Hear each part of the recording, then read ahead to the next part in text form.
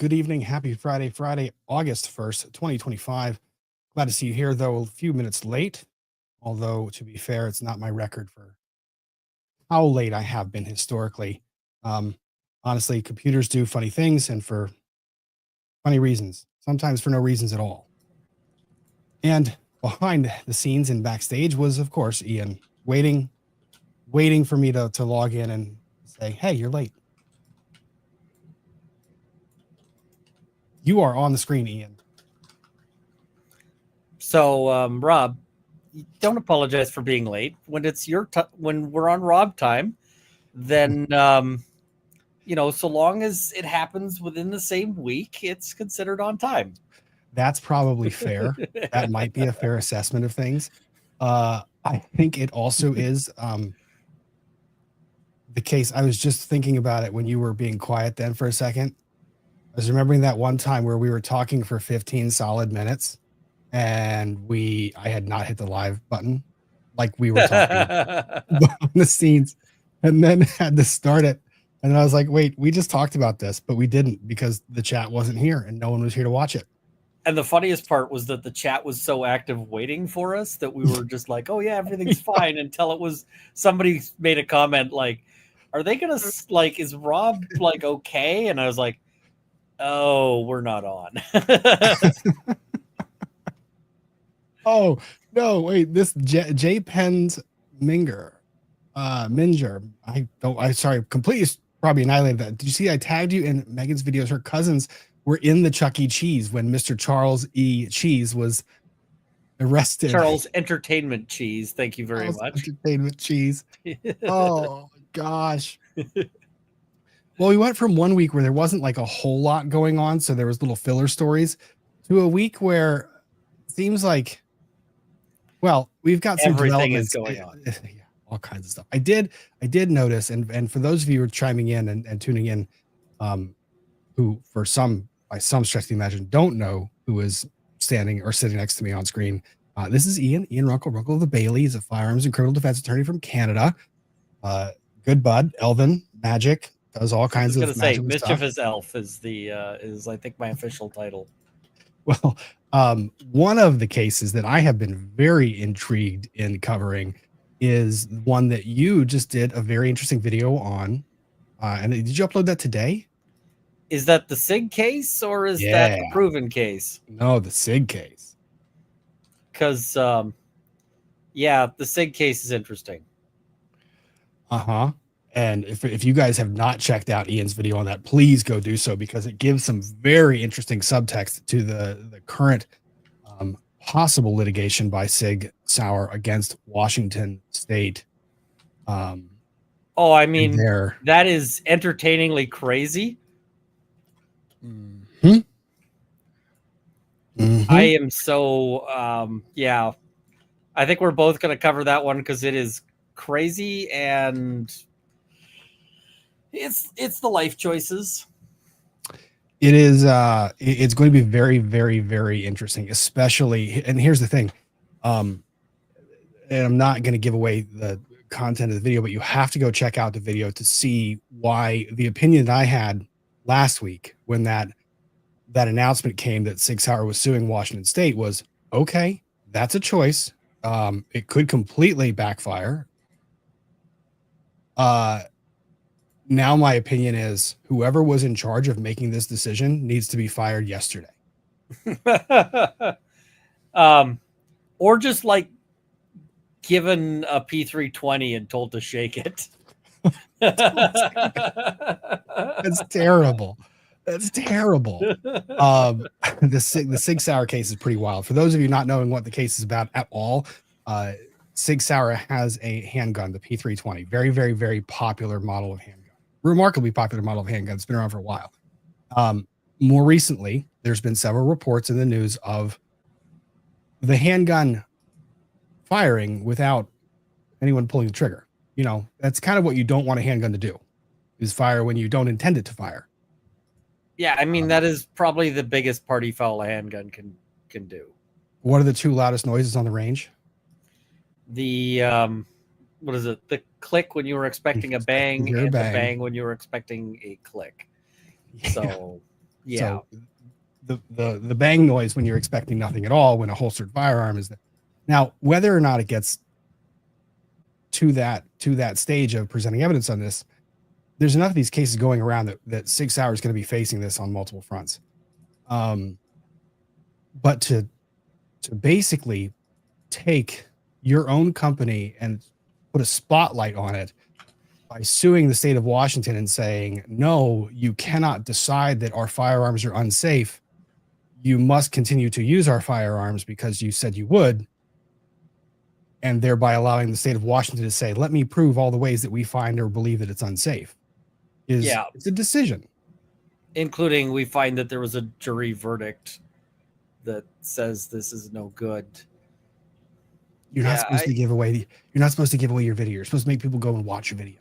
Go watch my video, folks. There. Yeah, do that. Go do that. So I'm bad at grifting. I mean, that case is going to be so fascinating because I've been watching so many of the different creators trying to recreate this defect. Well, yeah, a jury found it was defective, right? A jury found it was defective. Trying to recreate the defect or to create the discharge. So I'm working on getting either a P320 or perhaps multiple P320s. Mm-hmm. That you will not appendix carry, correct? I will not appendix carry. For people who don't know what appendix carry is, it is a form of carrying where now appendix carry, you've got a holster, but it goes directly down the front of the pants. And that is... Now, this guy was engaged in a different form of carry, which is sometimes called Mexican carry, and that's not out of racism. It's out of, like, this was a style that originated in Mexico City, but it's also gangster carry or whatever else, which is just when you've got the gun down to the front of your pants and you've got nothing, no holster, no anything. You're just relying on, like, this is kind of the, like, Jesus loves me and I'm going to put him to the harshest test possible. Yeah, nothing covering the trigger except for the moving belt buckle that you have on or the moving pants. Like, it is not the smartest thing to do. Probably the dumbest thing to do. Second, might be one of the dumbest things to do, just to put a loaded handgun down the front of your pants with the trigger guard and trigger not covered by something. I mean, that's not a good idea, even with a firearm that is renowned for reliability. Because, let's imagine you get a little bit of a bend in the fabric of your pants, and then you put the gun in, and that little bend in the fabric catches the trigger. Well, then, pretty soon, let's put it this way. Your eggs will be scrambled. We'll put it that way. You don't have to worry about those individuals procreating and passing that type of thought process on to the next lineage, because they won't be capable of doing that. Yeah. Someone says DIY vasectomy. That's terrible. That's horrible. Oh. I mean, you're not wrong, but you also do better. Yeah, don't do that. So that we've got a bunch of cases to cover this evening. More so, I think some updates that are relatively brief. One case that we saw coming last week, where we predicted we would see a lawsuit, and I think my prediction was within a month. Your prediction was within days, and you won that bet. Not only did I win that bet, I won that bet quite handily, I think. Yes. Because not only did we see one within days, we've seen, 6 now? Oh, there's more. And I Pacer search, and there was like 3 more filed today. Yeah, video soon, but I can't keep up with all of them because Yeah. Yeah. It's So going to be big. the T dating app and the revelations that we're learning about the individual who was the owner and who's being alleged to have done the programming and all of that is pretty wild to me. That I again, haven't seen yet. I've just been digging into. I was looking at the first one, which didn't get into that one that much. So I'm looking forward to reports on his expertise. I'm guessing his expertise is more aspirational than anything else. Mm-hmm. I would say that's probably, Trooper Paul probably had more experience in the field of accident reconstruction than this individual did in the field of software development or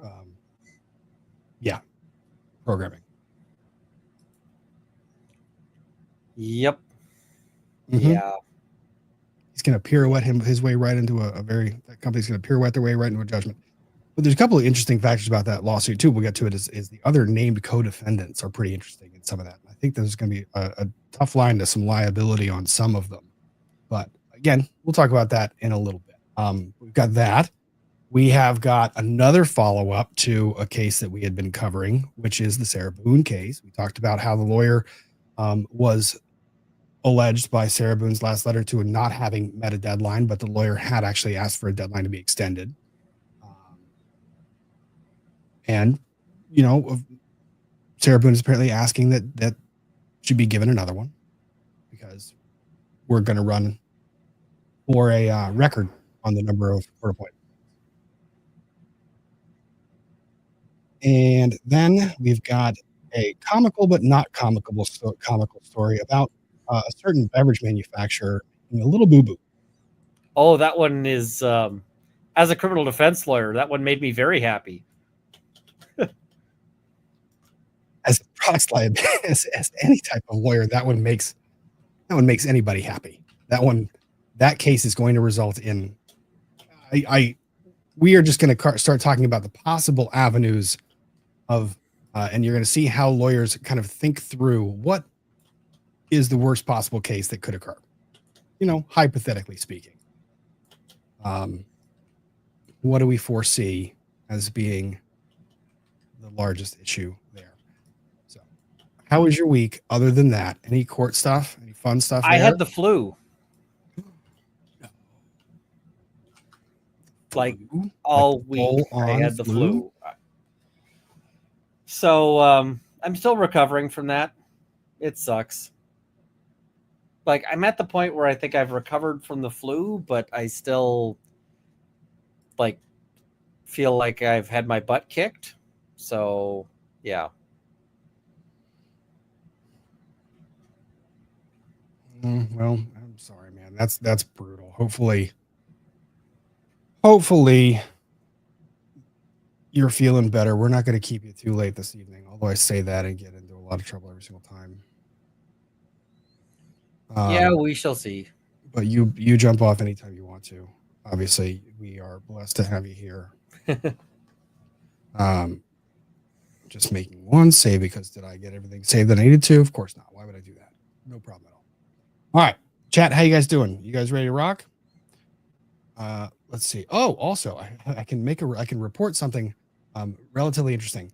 So, do you remember a certain video going viral on X or Twitter, whatever you would say, of a Lamborghini racing a Cybertruck? No. You don't? No, I didn't see that one. It was a while back. Lamborghini. How do I spell Lamborghini? Lamborghini versus Cybertruck. There we go. Tesla Cybertruck versus the Lamborghini. It occurred in Fairfax County. And Fairfax County Police posted a lovely video of them making an arrest of the individual they said or they alleged to have done this. Let's see. Go ahead. Which driver was it? The Lambo. Well, they arrested both of them. I was hoping it was just a Cybertruck. Sure. It's like, we're letting Mr. Lambo driver, we're letting you go. You had taste. Although Lambos aren't really associated with taste either. It's just by comparison with the Cybertruck. Yeah. So here's the video that was posted. It circulated all of Twitter, X, or whatever you want to call it. It was in Fairfax County, and Fairfax County police were very, very happy with themselves. They made the arrest. So you kind of, from this video angle, you can, this is the one they used in court. From this video angle, you can get a somewhat decent view of the driver.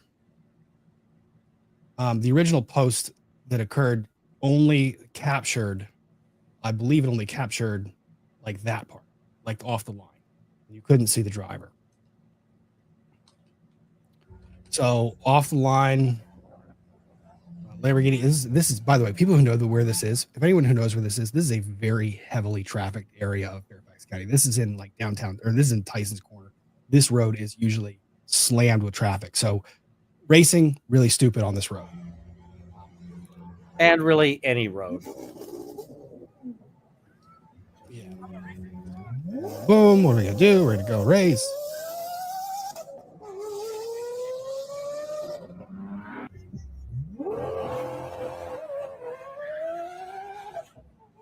Yeah, and the Lamborghini gets dusted. Just off the line. Yeah, but I don't know why, because something is weird about how that Lambo is driving. Well, funny story about the driver. The driver got criminally charged. And Fairfax County was like, this thing went viral. We're going to take this moment to push this as hard as we can. All the above. Driver gets charged. Driver hires my law partner. Represents the driver of the Lamborghini. It's all now public record, so it's all fine. All this is fine. And actually, they've gone out and they've issued press release and all the above. But when originally hired, there was only one video out there that really didn't show the driver to some level of, or any level of identification. It turns out there were several other videos. Oh yeah, that's not good. So, and the Cybertruck guy also got charged, by the way, and he just had different counsel. It resulted in a criminal conviction because can't really defend a whole lot there. The sentencing took place, and the county was apparently asking for lengthy jail time. They wanted to make an example. So he got, what's not the information I should be giving. All of this is now public. Everything is public. All of it. Trial's already taken place. Everything is done. All of it is resolved. All of it has been completely disclosed.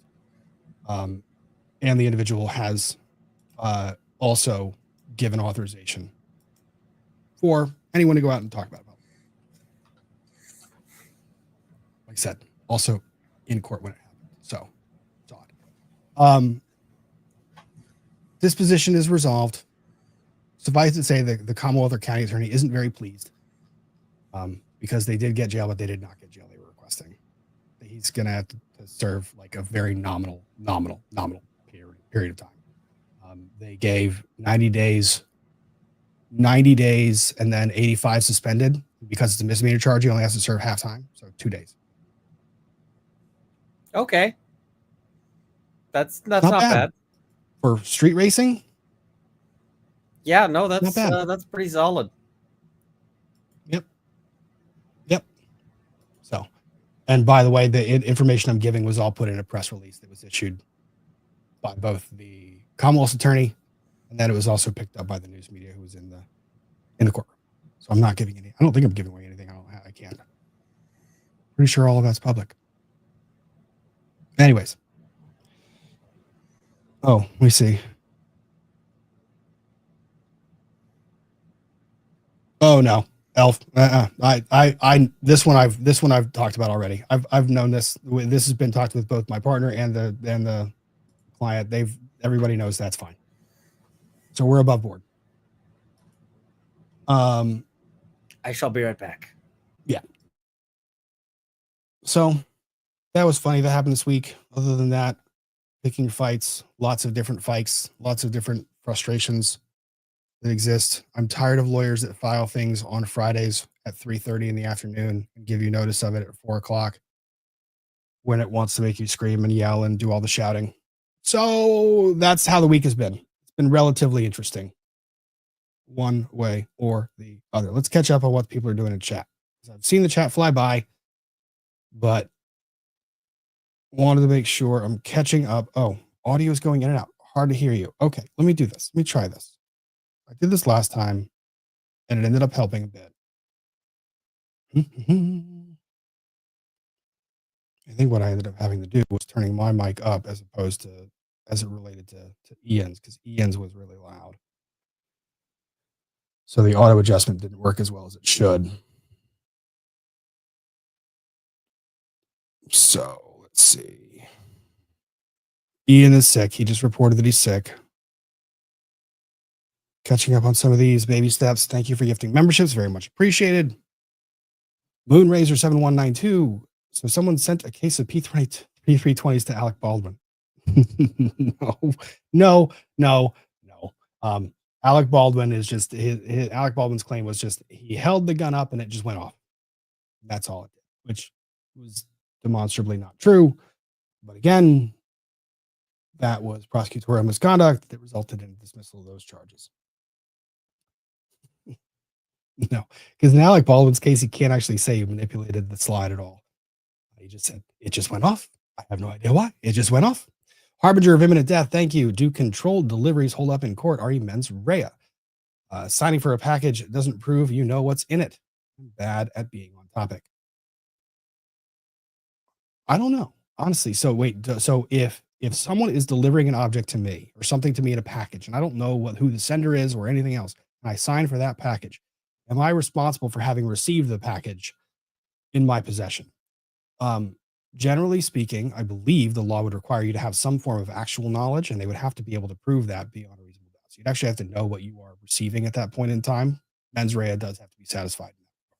So once you open the package and continue to possess it, I think they've satisfied their burden there. If you open the package, see what's in it, continue to possess the thing in the package, you have now received something that you shouldn't. I hope that answers the question. Not of heat, thank you very much for gifting 20 memberships. Very, very kind of you. And then also reminding me, do the things like subscribe, tap that bell so a pixie gets its wings. Yes, guys, please hit the like button. It is very much appreciated, especially on days when we have a slow start like we are today. Slow just because my brain is operating on a slower bandwidth than it usually is. Middle of my words, moving back and forth. Let me go ahead and see if I can adjust the microphone to possibly resolve this issue. If not, then we'll just have to deal with it the way we can. Mike being close to me might help a little bit from that. And then I can also probably try to tweak stuff in the back end. So hope you all had a wonderful week. See what we can see and do with the microphone being in a state of what it needs to be.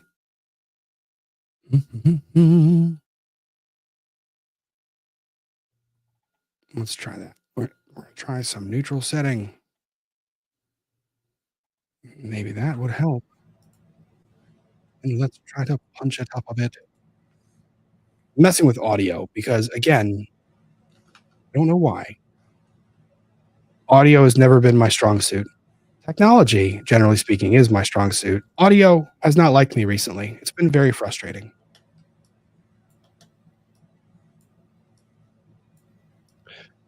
So, okay, what story shall we go to first? I want to talk about Sarah Boone real quick because it is a very quick coverage. Or do we want to go straight into more of the substance? Yeah, I vote Sarah Boone. Let's do this. Find what I need to find. Where are these files that I saved from not long ago? I think the issue that people are hearing in the chat is I have this really bad habit of moving my head around a lot when I talk. I need to do that less. Ian's very good about it. He stays very stable and looks towards the microphone when speaking. I've never been accused of being stable in my life. Oh, you mean physically? Okay. Physically stable. Like your head does not move around a lot. Ian, don't sell yourself short. I think you're remarkably stable on your feet. Fair.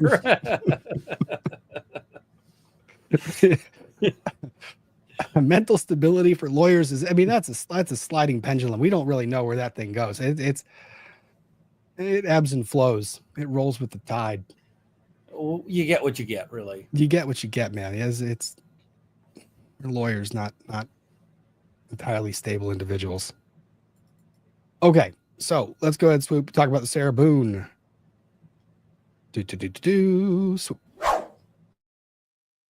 Okay, for those of you who might recall where we last left off, we should do the road so far. Oh, yes, and people are asking in the chat if I saw that Baldwin's lawsuit for malicious prosecution was dismissed. Yes, it was dismissed. I did see that got dismissed. It got dismissed without much fanfare. You can't really say, yeah, he didn't have the facts. He really didn't. That's not why it was dismissed, though. What, the lawsuit for malicious prosecution? Yeah. I didn't read the article. What's that? I didn't read the article giving the understanding of why it got dismissed. I just saw the report that it did. Dismissed for want of prosecution. And oh, did he just let it sit? Well, and what they say is that it's because they've been in discussions with the, with the other parties, and that what do you call it? That they will revive it if those discussions don't bear fruit. So. Oh, okay, all right. So it's basically it's a stale docket dismissal. I know what you're talking about. Okay, I'm looking at it. Yeah, so, most jurisdictions have this. But most jurisdictions aren't as prompt about it. Like, that's pretty surprising that they actually go through their docket rolls like that pretty quickly. Yeah, I mean, but it doesn't tell us anything, right? It's just all it tells us is that nobody took a step in a given amount of time. But that doesn't, given that it's without now, if it was with prejudice, fantastic. Right, that's it. That's over. It's done. But it's without prejudice, so it tells us absolutely nothing. And this happens. So most jurisdictions, and this is actually common. We have this in Virginia as well, where a case has no activity on the active docket. Is on the active docket, but there's zero activity for a period of 180 days. And 180 days is actually the rule in Virginia too. It appears New Mexico has a similar rule. Then the clerk can dismiss the action. They can dismiss the case. They don't do that because the clerk's office doesn't really have someone that's just set there to monitor whether there's inactivity. They will do it every couple of years where they'll go through and they'll basically look at the docket and they'll be like, there's been no activity in this on a year, et cetera. And then they'll send a notice out to the parties. This is going to be dismissed in 30 days if you don't do anything. And then it just gets dismissed. But this is, this is relatively routine. I don't read anything into that. Ian's right. They can bring it back. They're having settlement discussions. I imagine those discussions might yield some resolution that would result in the filing not having to be made again. I mean, we just don't know, right? It's I mean, I suspect he'd probably settle for a glass of orange juice and an apology, but I don't know. Maybe he wants big money. I don't know. It's Alec Baldwin. If it were me advising him, now I'm not advising him. If it was me advising him, I would say, accept the apology. You've got the win, walk away. Yeah, accept the apology. Get on with your life. You can spin this however you want to do it. Well, and in fact, you've got the public relations win about as good as it's going to get. So why not just go with that? Oh, yeah. You are never going to get a case. You're never going to get another circumstance where you get to go out in public and basically say, my case was dismissed because the prosecutor withheld key evidence and it got dismissed in the middle of trial where I was trying to prove my innocence. Like, that's Yeah, I mean, at the end of the day, people are going to have whatever opinion they have. So it's not like you're ever going to be in a position where you can, like, I don't know what it is that he's hoping for out of all of this, I guess is my... But I don't know. I mean, it's Alec Baldwin, so I don't think anyone's ever accused him of being like, sane or a decent human being or any of those things. So, well, and I mean, speaking candidly, he did give like a 3-hour voluntary statement multiple times where he tried to educate the officers on firearm safety, firearm manipulation, and his excuse was, I don't know what happened. My hand wasn't near the trigger. It just exploded. oh, I mean, it was an education in manipulation. Gaslighting and manipulation. Gaslighting is a form of manipulation, I guess. Correct. Yeah. Chad is now demanding a reswoop because I've gotten off on the tangent of Alec Baldwin. Fair. Chat, you win. Reswoop. I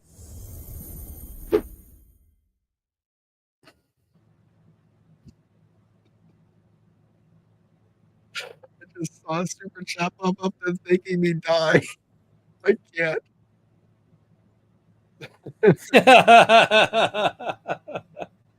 Oh no. Oh, it would be funny if it wasn't also. I mean, any gun is a contraceptive if you're brave enough. This is the definition of dark humor. SIG is about to market the P320 as a contraceptive. Oh, that was so solidly struck. Random unbreaded commentary. Oh, you nail meathead. You got it. Perfect. Phenomenal. Love it. Horrible, but great.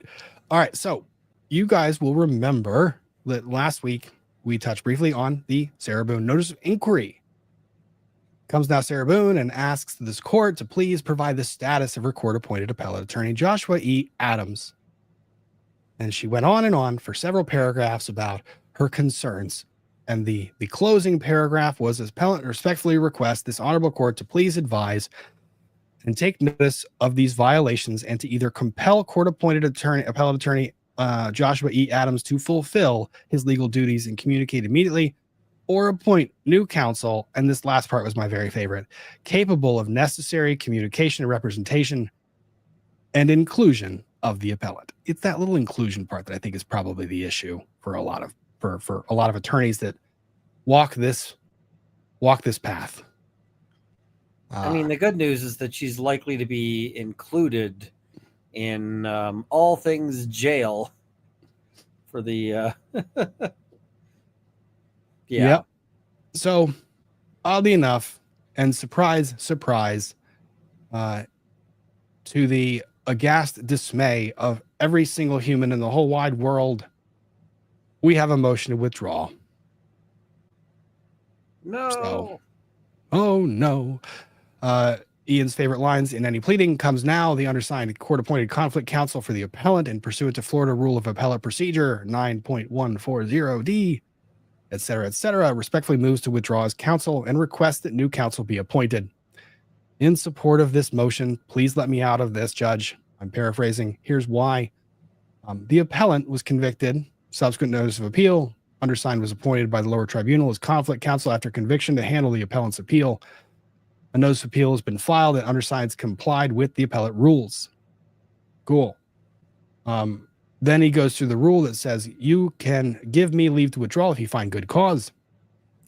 The rule says that trial counsel may not be relieved of duties except with approval of the lower tribunal on good cause shown. Oh, look at that. I wonder why he retired from appellate work. The undersigned is no longer practicing appellate work or accepting court-appointed appellate cases, which would make continued representation a hardship. This is basically the lawyer saying, I am chewing my leg off to get out of this case, Judge. Please. I'm not doing appeals anymore. That's a new one. I don't know that I've heard that excuse before.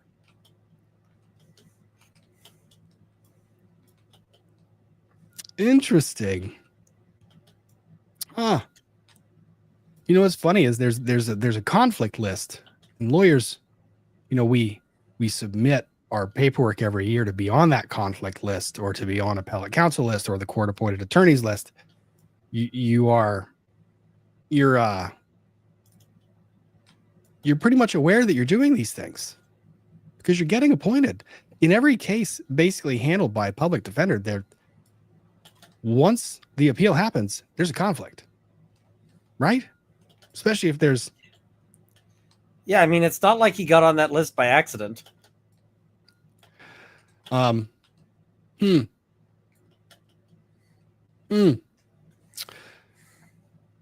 this might just be pure and rampant speculation because why not, right? It's responsible for a lawyer to do. If there was ever a case where I would reconsider whether I wanted to do a certain area of law,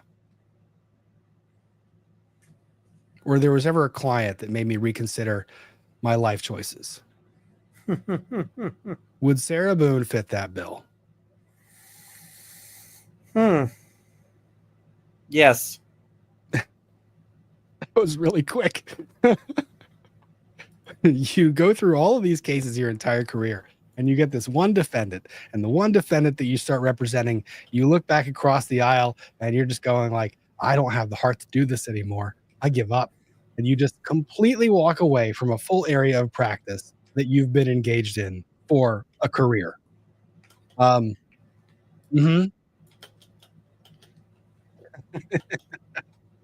House Bath Company. The whole chat just said yes at their screens.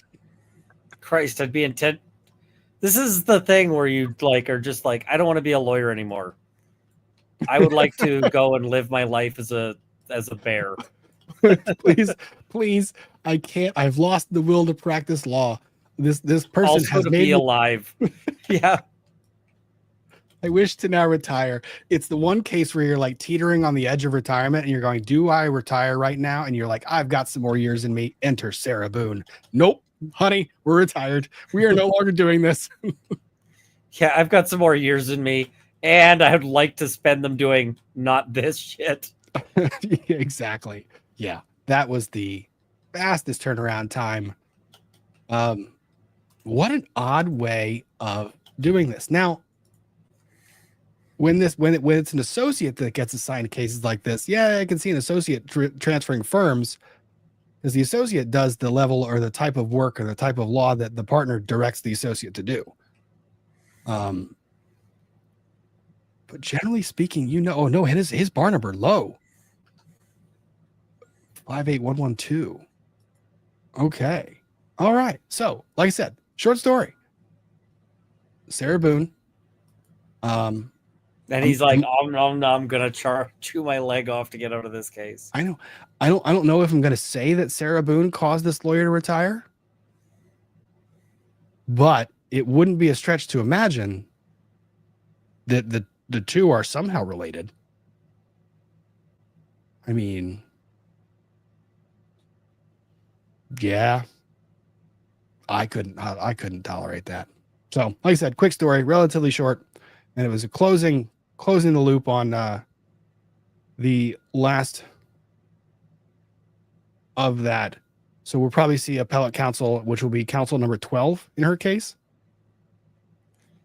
She's really hitting the high score. She is. I don't know that this is an area where I would want to hit high scores on. Like number of lawyers represented me. I don't know if I want that. Especially when they're all forced to do it, when they're all court appointed. Yeah, no kidding. Save one that chose to voluntarily do it, got through the trial and was like, I'm out.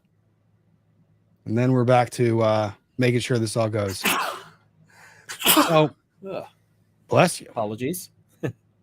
The rest of the motion is just pro forma. Odds that gets granted 10 out of 10.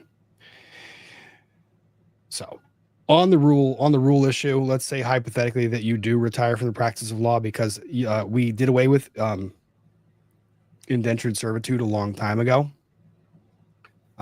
where if you no longer want to engage in the practice lawyers of law, are still able to be indentured servitude. Somewhat. But if you no longer wish to practice law and you are actually just retiring, you have some obligations to carry out to get the case transitioned out of your care. But the court can't say you're stuck in this in perpetuity. Now, if you have a trial that's like right there, like the next day, yeah, the judge is going to say, I'm sorry, you can't choose to retire right now. You have to represent for the next day. But yeah. Oh, yep. You know what? Celine's bow is reminding me of something that's not actually, I just got proven wrong in one comment. The Young Thug trial.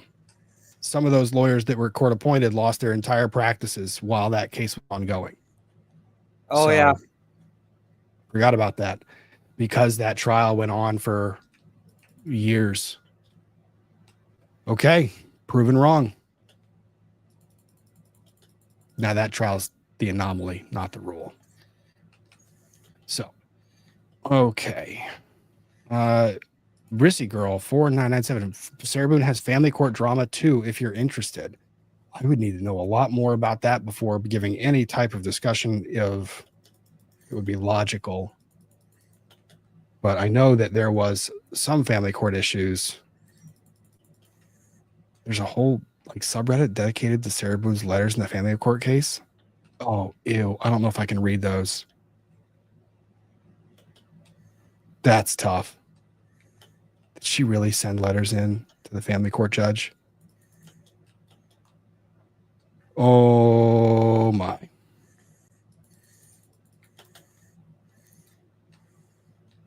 Let me see. I mean, I have less interest in family court drama unless it turns into something stupid. And I mean, sometimes it does. Sometimes people do really dumb things in family court. But I mean, if it's just like, hey, she's getting a divorce because, obvious, then I'm like, yeah, well, it is what it is. Yeah, and from what I'm seeing, she sent letters in to this in this family court case, which is inadvisable. Yeah, at least. Basically, family court is one of the times to just forget you are literate. Let your lawyer do all the talking, always and forever. Yeah, no, I'm not going, because the other part about the family court stuff is you usually get into child custody issues, child issues, family issues, and that's, unless I have pre-read that thing multiple times over and over and over. Yeah, that's not something you want to accidentally play with fire. Drop a kid's name in or something. Yeah, so maybe for a different day. I'll take a look at it though. Be liberal. Thank you very much. Happy FNF due date tomorrow. Why you are watching a YouTube channel and you are due to deliver a child tomorrow. Hoping if I stay up and exercise, I'll get this baby out. That is one method. Told her tonight. I cooked her last supper before she switches to milk. Chili lime, fresh cod fillets, and a salad. Good supper. Is that like eviction food? I don't know. It's eviction. You shall get out of my body and be child. Yeah. Be safe. Be well. Hopefully, mama and baby will be happy, healthy, and lovely tomorrow when that baby is born. Music to my soul. Thank you very much. Yeah, but I'm surprised Carrie hasn't faced some type of sanctions. Carrie Morrissey with regard to the Baldwin case, because the case was dismissed and she still wouldn't stop trying to go after him. Carrie Morrissey made a lot of decisions in the aftermath of that. I don't think she's going to get sanctions. No. The reputational harm, however, is going to stick around for a little bit. I just remember her testifying. That was the hold my beer moment of the trial. I think I'm ultimately less harsh on her than a fair number of others, but I know it just gave me I remember just watching that happen and just, are we watching real life where a prosecutor just took the stand in the trial proper? Yeah, I mean, that part is crazy. So that was wild. Harbinger of imminent death. Follow up to delivery question. What's the right thing to do there? Oh, this is when you receive something from a package. Throw it in a dumpster. Immediately contacting the attorney for advice would require you knowingly retain it for some amount of time. you're allowed to contact a lawyer for advice. If you receive something that the question was, if you receive a package and you do not know that the contents of said package are illegal in nature, like, so let's say, hypothetically speaking, you receive non-pharmaceutical substance that has pharmaceutical properties in a package that is delivered to your house, addressed to you, but you have no knowledge or awareness of what it is being delivered. So we'll call this fictional substance something like heroin or something. Fair. When you receive that package, they have to prove that you know that you're receiving it and that you know the contents of it are not lawful. You have to have knowingly received, like receiving stolen goods. Let's say you open the package and it comes to your great shock and horror that what you thought was going to be, 20,000 napkins is instead heroin. 200 grams of heroin. That point in time, I don't know. I have no clue. I have no clue. None whatsoever. Hey, who doesn't practice criminal law? Me. At that point in time, the second you gain awareness that what you have received is illegal, continuing to possess it beyond that point is where you start to form the intent element of the crime. Now the question is, the follow-up here is, what's the right thing to do? Throw it in the dumpster immediately. Contacting an attorney and advice is pretty solid. I would definitely do that. Depending on the substance that I am seeing in front of me, I would actually contact the cops. Contact a lawyer first. Yes. But the depending on the substance I see in front of me is me being a lawyer and being able to make that assessment at least a little bit. But let me put it this way. Something came into my possession as a lawyer, and even me being the lawyer contacted Ian for a brain check before I contacted police. Like, you remember that story when I was like, a client just dropped this off to me? I sent you the picture of it. Yeah. Contact the lawyer first. Byron Butterfield, a motion to withdraw. It was a motion to withdraw. Oh, you're talking about the one from Hank Brennan? Oh, yes, the withdraw. Or the withdraw. The thing is I worry that this might be some sort of like learning disability, and then I feel bad about that. Yeah. Because if it is a like actual learning disability, then I feel bad about mocking him for it. I was just very amused by how many people were running rampant speculation on X with no actual foundational knowledge as to why individuals were withdrawing from the case after it's reached a verdict, and all the above. They're going, they're withdrawing. It gives, we should read something into this. It's like, yeah, the case is over. You don't want continuing liability or continuing responsibility for a case. If something gets filed and there's all of a sudden a mandatory appearance or something you have to do, you don't want to be associated with it. So you withdraw. It's relatively common practice all over the place. Yeah, it's just, Your Honor, I'm done here. Yes? That's all that is. Oh, yeah. Lindsay's also bringing up another point. Didn't you also have a situation where a neighbor called you because there was a firearm found in a bush or something? It was found on the side of the road. And yes, they called me because they were like, so we found this down the street. And I was like, don't touch it. Stay away from it. But make sure no one else goes near it and call the police. They're like, I already licked it, though. And and also fired it twice at like a tree. And I did it with my fingerprint card I carry in my pocket, my back pocket with me that has my fingerprints indexed. And then I just touched the entire firearm, every part of it. And then I autographed it. Yeah. No, that was quite the Bama Girl UF8 XN.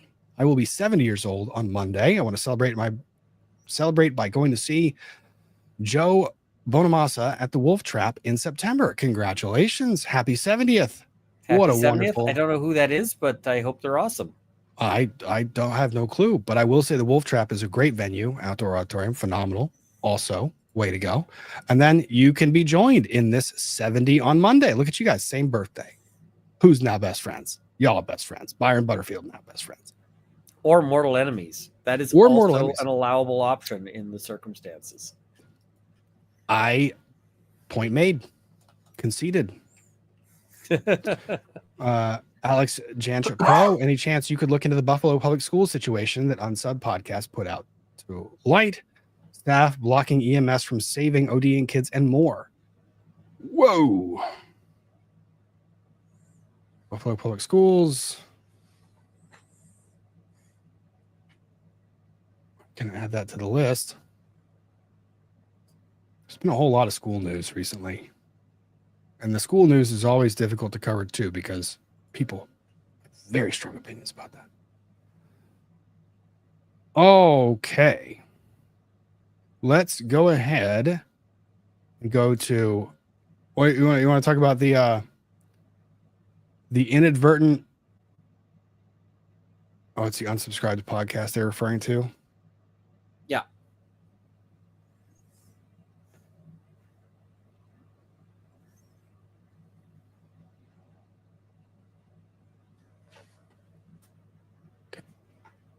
I didn't know that.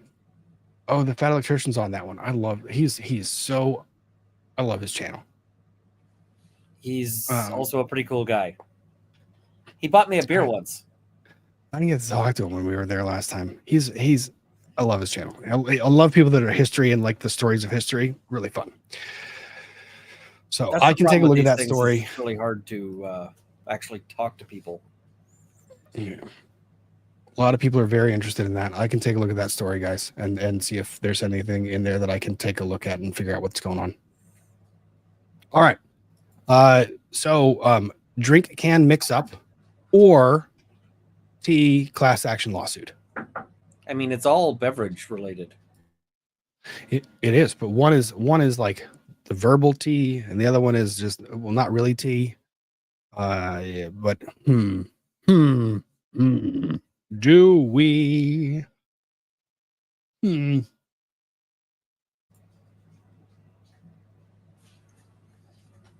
I think we can manage a serious for a little bit.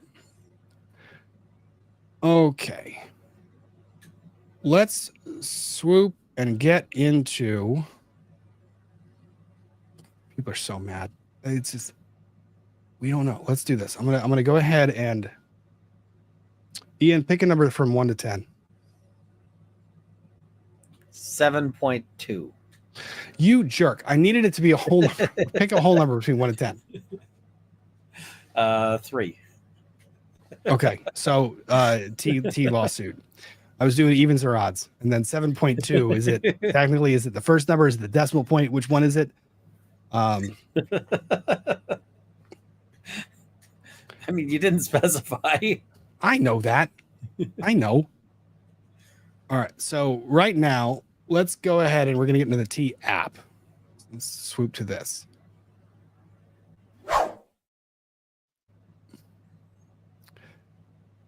This is Ian's win. And I'm giving it Ian's win because Ian correctly predicted the turnaround time for when we would see lawsuits. We both predicted that we would see lawsuits. I was more conservative in my assessment. Ian was more realistic in his. And the other thing is, I think I probably should have adjusted because with the class action stuff and the call it mass tort or some class action, you usually want to be the first one in the door. Because as a part of class certification, the court's looking at the various class actions that are ongoing to determine which one's going to be the lead case going forward. And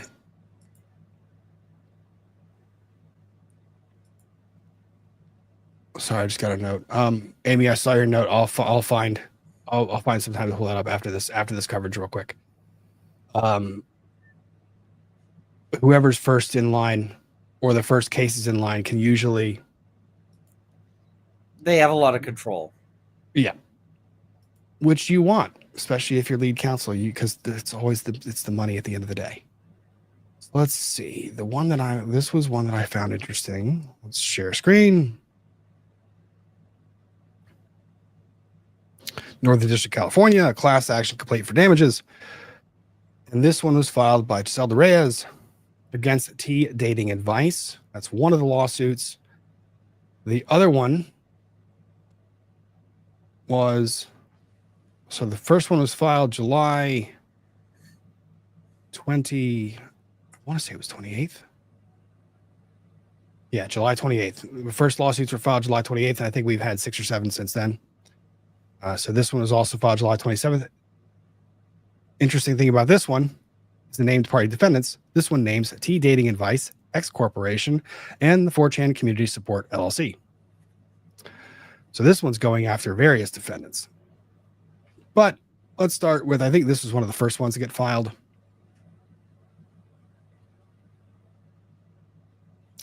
And I love when lawyers do this at the outset. Representative plaintiff brings this class action against the defendant T Dating Advice for its failure to properly secure and safeguard representative plaintiffs and or class members' personally identifiable information stored within defendant's information network, including without limitation, personal images of users and photo identification document, i.e. complete driver's licenses.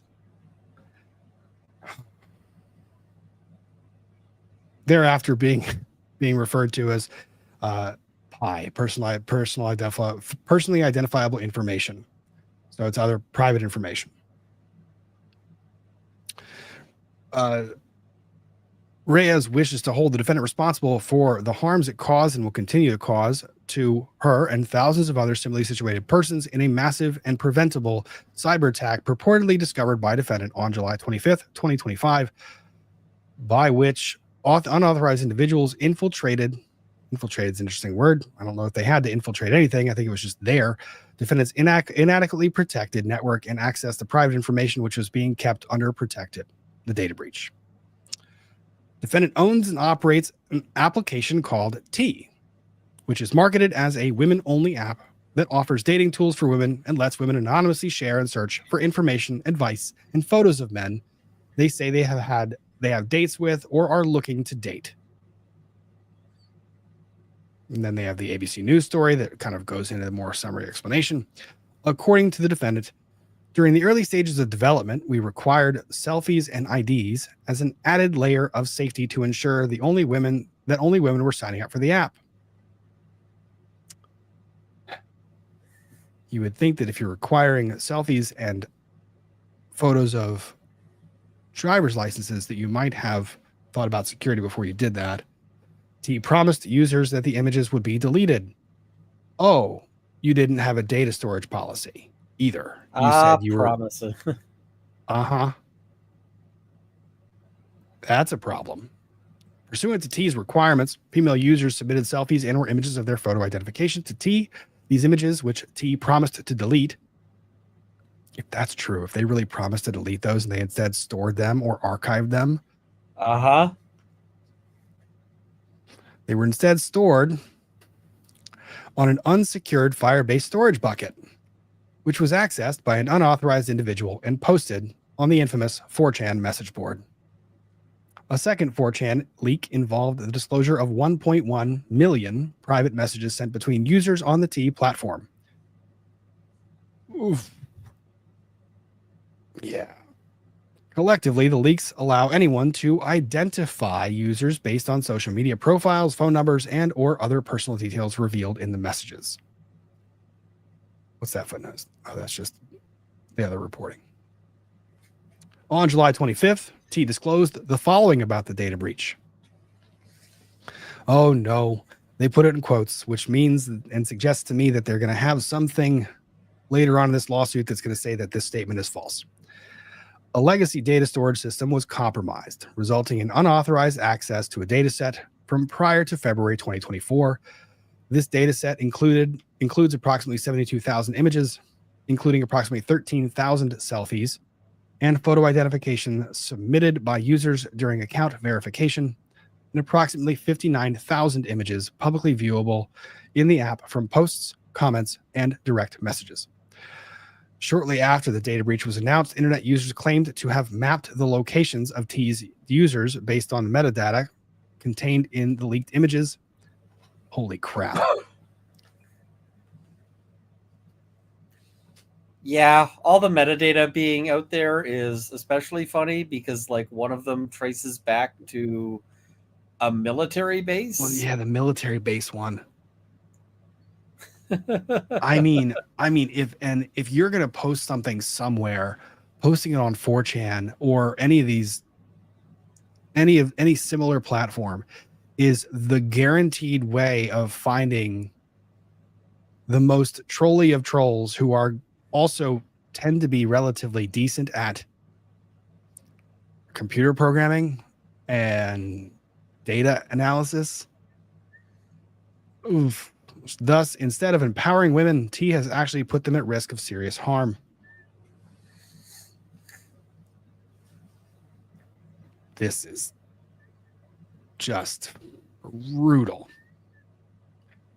While the defendant claims to have discovered the breach as early as July 25th, 2025, they had not yet begun informing individual victims of the data breach as of the date of this filing. Do they even know the scope yet?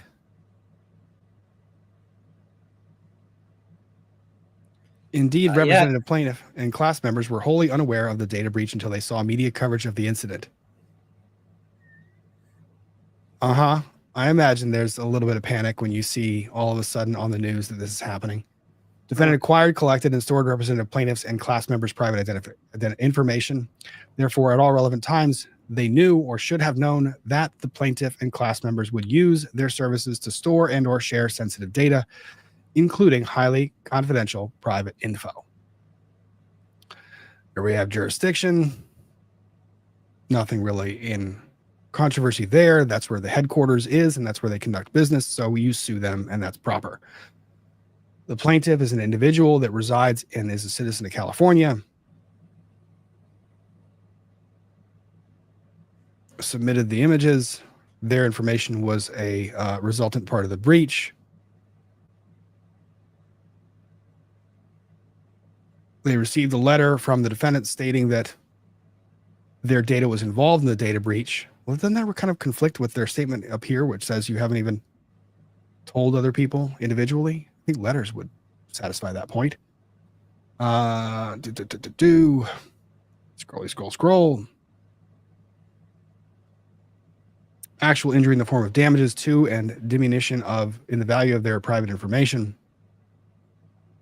Form of intangible property. Entrusted to the defendant, which was compromised in and as a result of the data breach. They suffered lost time, annoyance, interference, and inconvenience as a result of the data breach, and has anxiety and increased concerns for loss of privacy. Yeah, I think that's going to be a meritable claim there. To say that your private information, including your actual driver's license that had your either present or former address on there, as well as your date of birth, driver's license number, other critical details, that being disseminated to the world at large might give someone a heightened level of anxiety. Ooh, okay. Depends. A for-profit corporation. Well, those profits are going to be cut short for a little bit. Principal place of business located in San Francisco. Several of the individuals' names not yet known. Cause of action allegations. The nationwide class. All individuals within the United States whose private information was exposed to unauthorized third parties as a result of the data breach. California subclass. All individuals within the state of California whose private information was exposed. Okay, so you're laying out the class framework.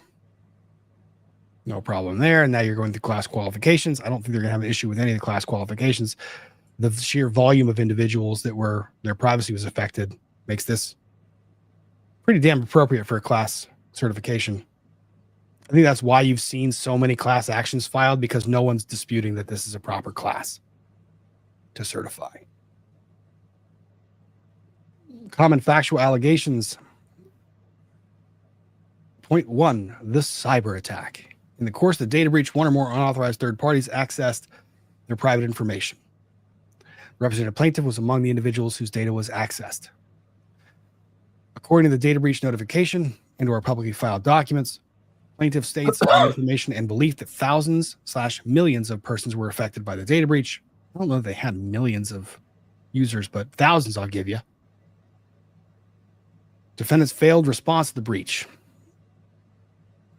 Upon information and belief, the unauthorized third-party cyber criminals gained access to the data with the intent of misusing the data, including marketing and selling the data, publicly posting it on 4chan, kind of, I don't know if it was just a massive troll or if they actually did intend to use it. And who knows whether they actually disseminated everything they got. Not until long after it claims to have discovered the breach did they begin sending notice to persons whose private information was potentially compromised. I don't know about that part. That's tough because, I mean, in the immediate aftermath, you have to kind of identify whose data was put at risk, and then you notify them. I think we're still within a window of time where individual notifications would be properly sent out because they're still trying to discover the full extent of the breach.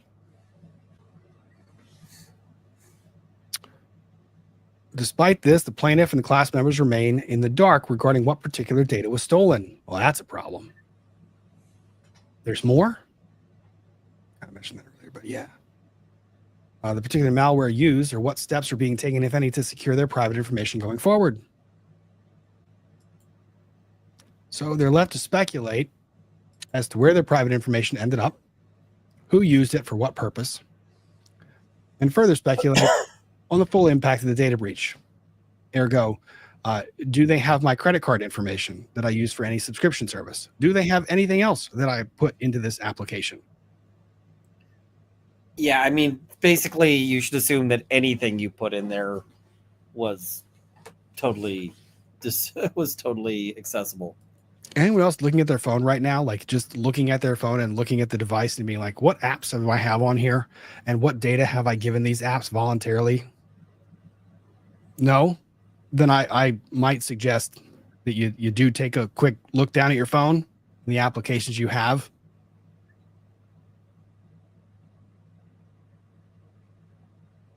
And yeah.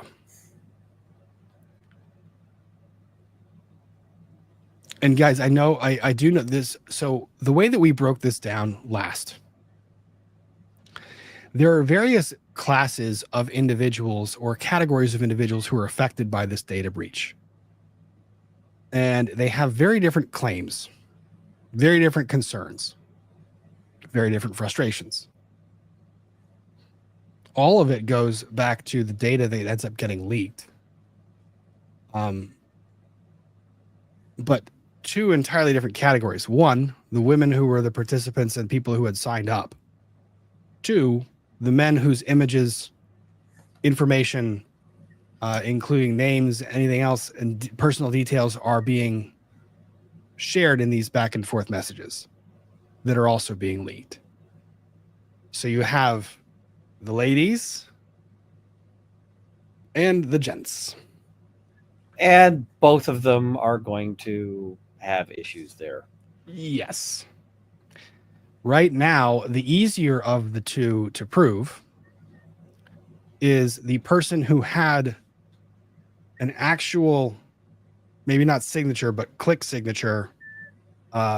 These are our terms and policies from the company. Like, here's our terms of use, which is essentially the company making the promise. Here's our data protection policy. Here's my promise to you, user. When you sign up, I am making you this promise. Those are the easiest ones to gather into one class and file one's lawsuit. The gents, the people on the other side, the people being talked about in these apps, more difficult. We don't know. And a lot of these individuals are probably going to have individual suits. I don't know that you can actually, it'd be more difficult to get them all certified as a class because their claims are going to be very different. You might have some that are claiming defamation. You might have some who are saying that this application allowed for and encouraged the upload of personally identifying information of third parties. And did the application then created duty on themselves to protect that information when they knew it was going to be put in their possession. I think that's a possible claim. So the easier of the lawsuits to bring is the actual people who put their driver's licenses up there and actually signed up for the application. And this last one here, due to the high profile nature of the breaches, the defendant should have damn well known this was happening and should have assumed and undertaken their duty to stop the risk from happening and all of the above. I don't know how this is especially true given that defendant is a large, sophisticated operation with the resources to put adequate data security protocols in place. That Are to they, me, though? I was just going to say, really? It seems like it's really more like three morons in a trench coat.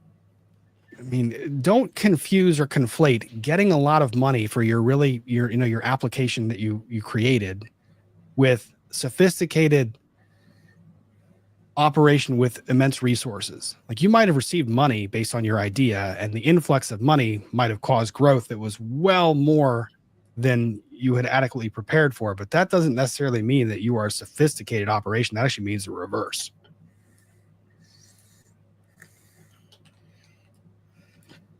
Yeah.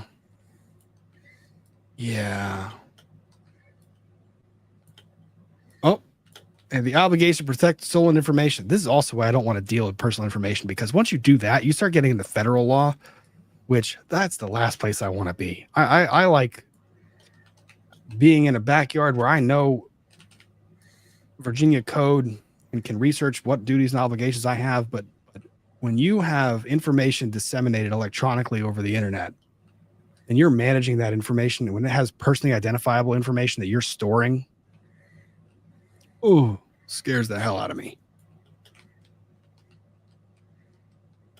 Especially when you're soliciting that information from third parties. So is now, wait, what? Hang on. Plaintiff and class members surrender their highly sensitive private information to defendant under the implied condition that the defendant would keep it private and secure. So they have an implied duty to safeguard their private information. That's apart from their self-asserted duty. Defendant was also prohibited by the FTC or FTCA, Fair Trade Act, from engaging in unfair, deceptive acts or practices in or affecting commerce.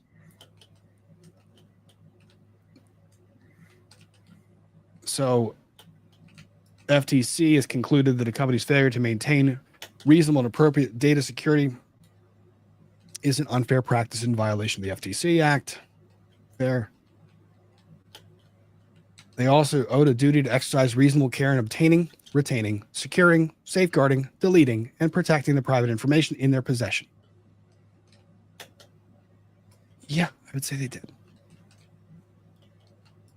Then they go through the different obligations to set up the negligence, value of the relevant information.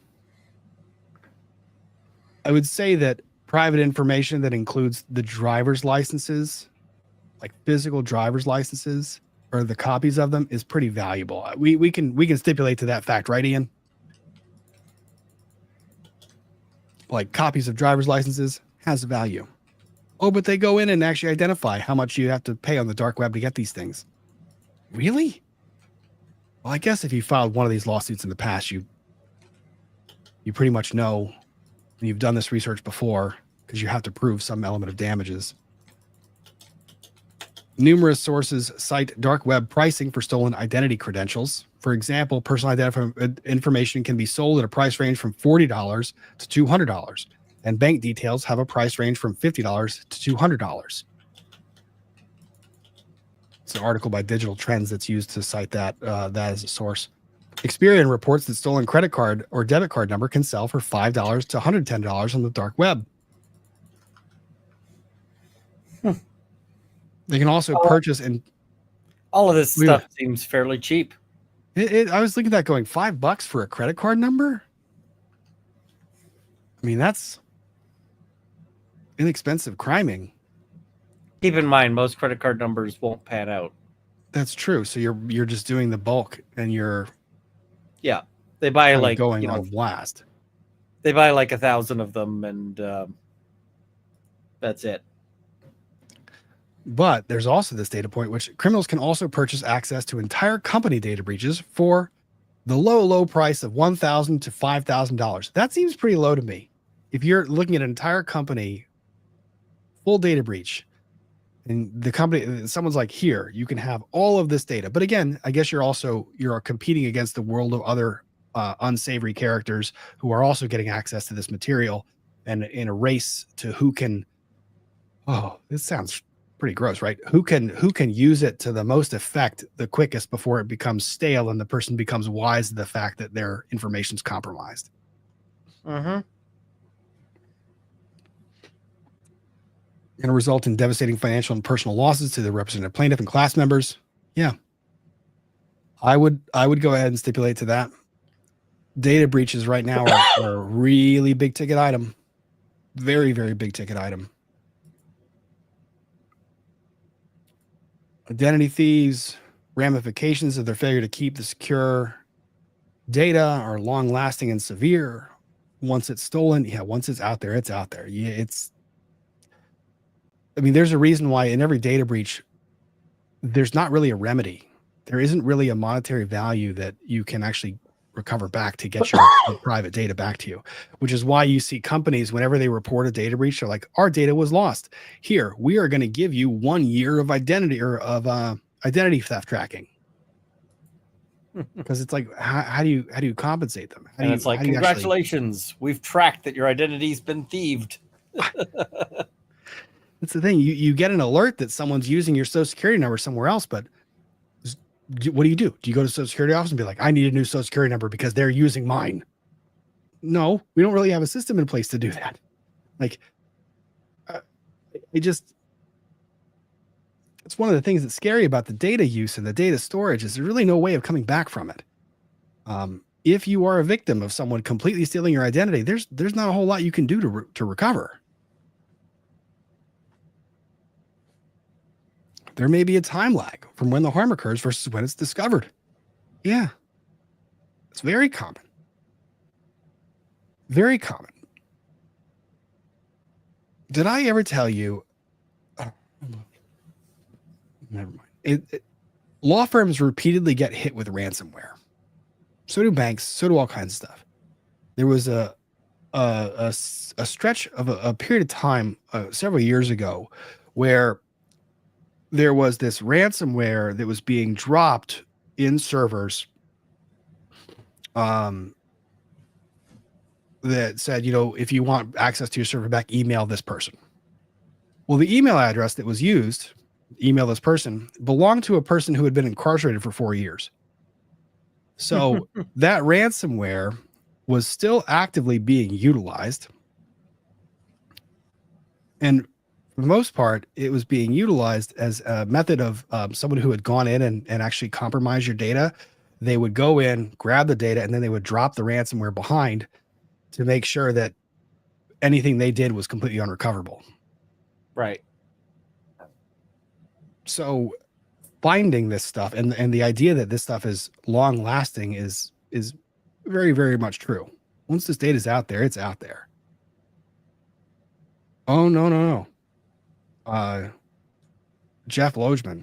Lawyers get targeted with scams nonstop. And in fact, a lot of them are specifically aimed towards lawyers. So, congratulations, you are a new lawyer. Your name and face and email are on the internet as like, I am a lawyer. Here's how you reach me. The emails you will start getting are things like, dear sir, I need to sue, Bob, for this. Do you take cases on contingency? And you're like, I do.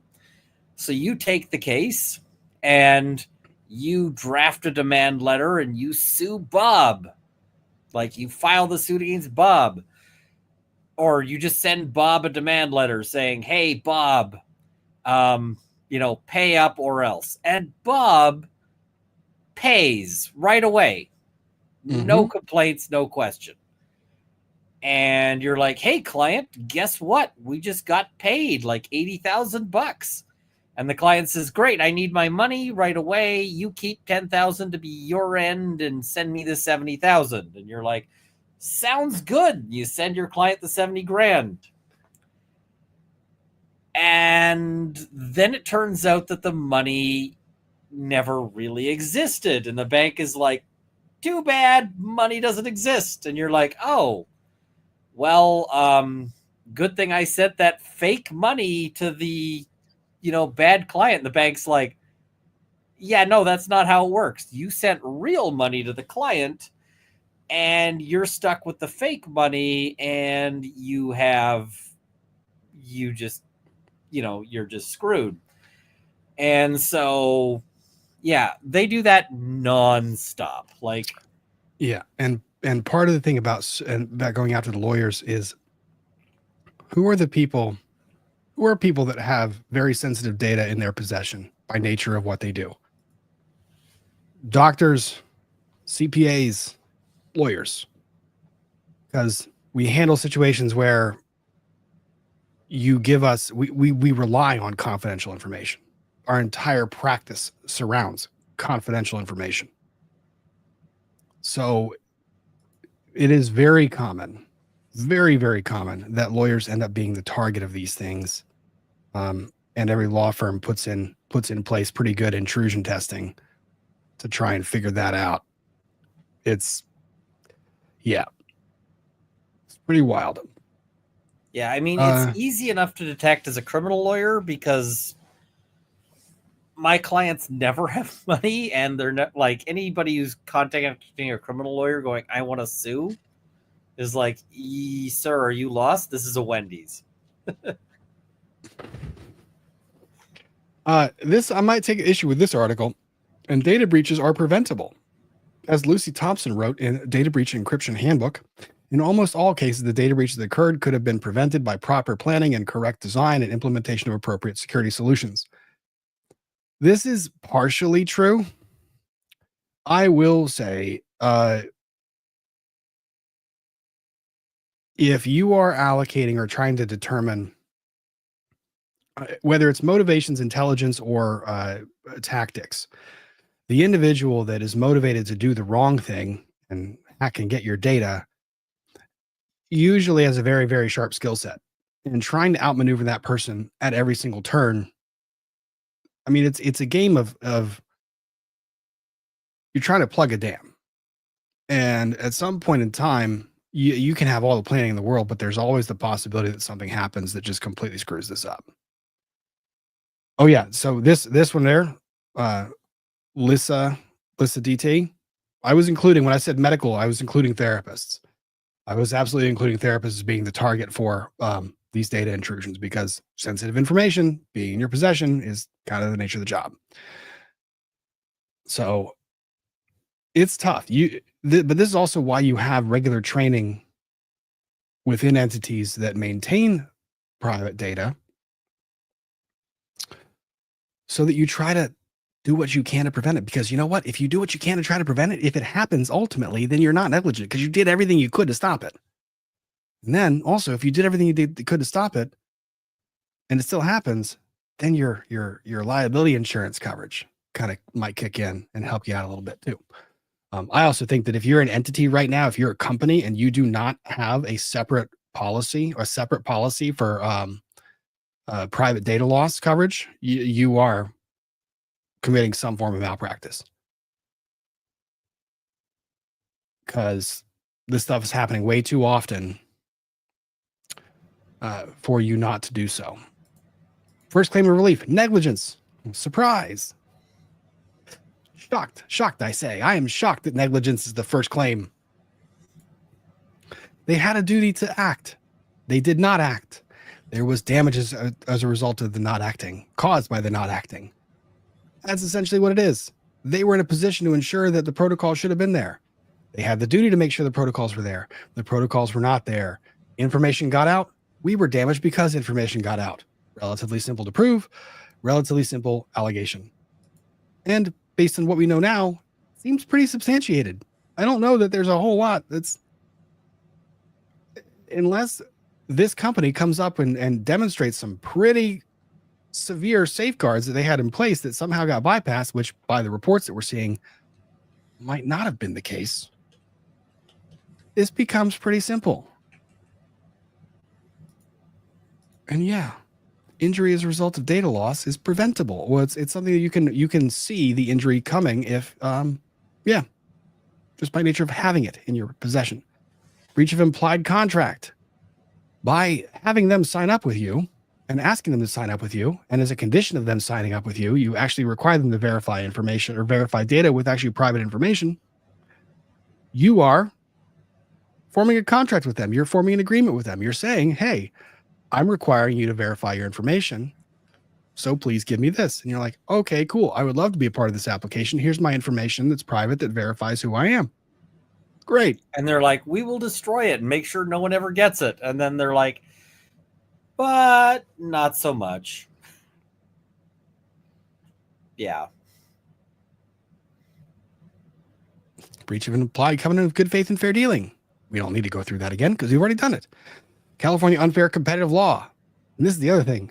If you're a company, a tech company in particular, I know that California is, you really want to be there because that's where all the tech bros are. I cannot think of a consumer protection act that is more consumer friendly. And by consumer friendly, I mean allows you to sue a lot of companies for a lot of different reasons than California. I don't know that there's a better place to be if you're a consumer that sues people or sues a company for an injury that you had happen to you when you were buying one of their products. Not to mention the body of law that would have come out of California's Consumer Protection Act is immense just because of the sheer population of California that would have litigated under that act. This is just wild. Okay, let's go through the list. The listed identified right now, the unlawful, unfair, and deceptive acts and practices include 1. Failing to implement and maintain reasonable security and privacy measures to protect the private data. Cool. 2. Failing to identify foreseeable security and privacy risks, remediate the identified security and privacy risks, and maintain or improve security and privacy measures. Fair. 3. Failing to comply with common law and statutory duties pertaining to the security and privacy of representative class, including duties imposed by the FTC Act, which was a direct and proximate cause of the data breach. Okay. 4. Misrepresenting that it would protect the privacy and confidentiality of all of these individuals' data. 5. Misrepresenting that it would comply with common law and statutory duties pertaining to the security and privacy of the data. 6. Omitting, suppressing, and concealing the material fact that it did not reasonably or adequately secure the data. 7. Omitting, suppressing, and concealing the material fact that it did not comply with common law and statutory duties pertaining to security and privacy of the data. I would say that this case, as far as liability is concerned, appears at initial reading to be a slam dunk. I mean, right now, T is probably like taking whatever assets they have and trying to hide them like in the forest. Yeah. Yeah. So my curiosity, I was going to do this. Before I did that, let me see. Hang on. Where was it that I saw this?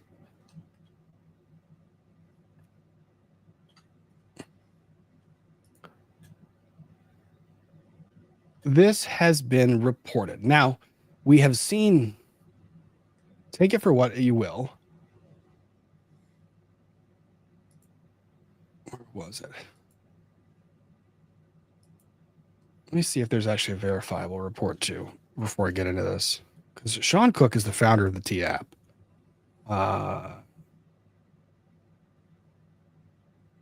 Let's see.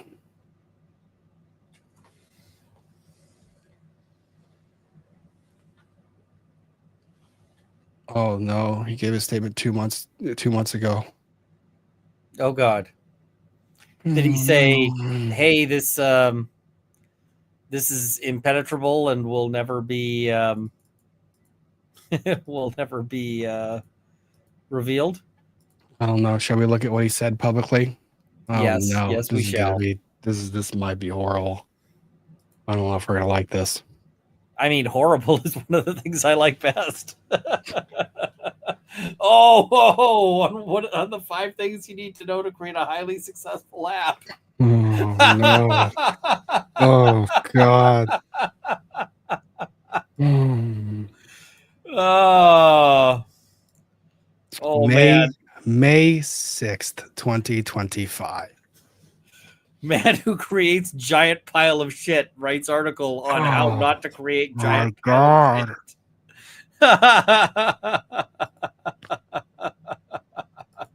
For the record, I have not yet read this, so this might increase in hilarity or decrease in hilarity real quick.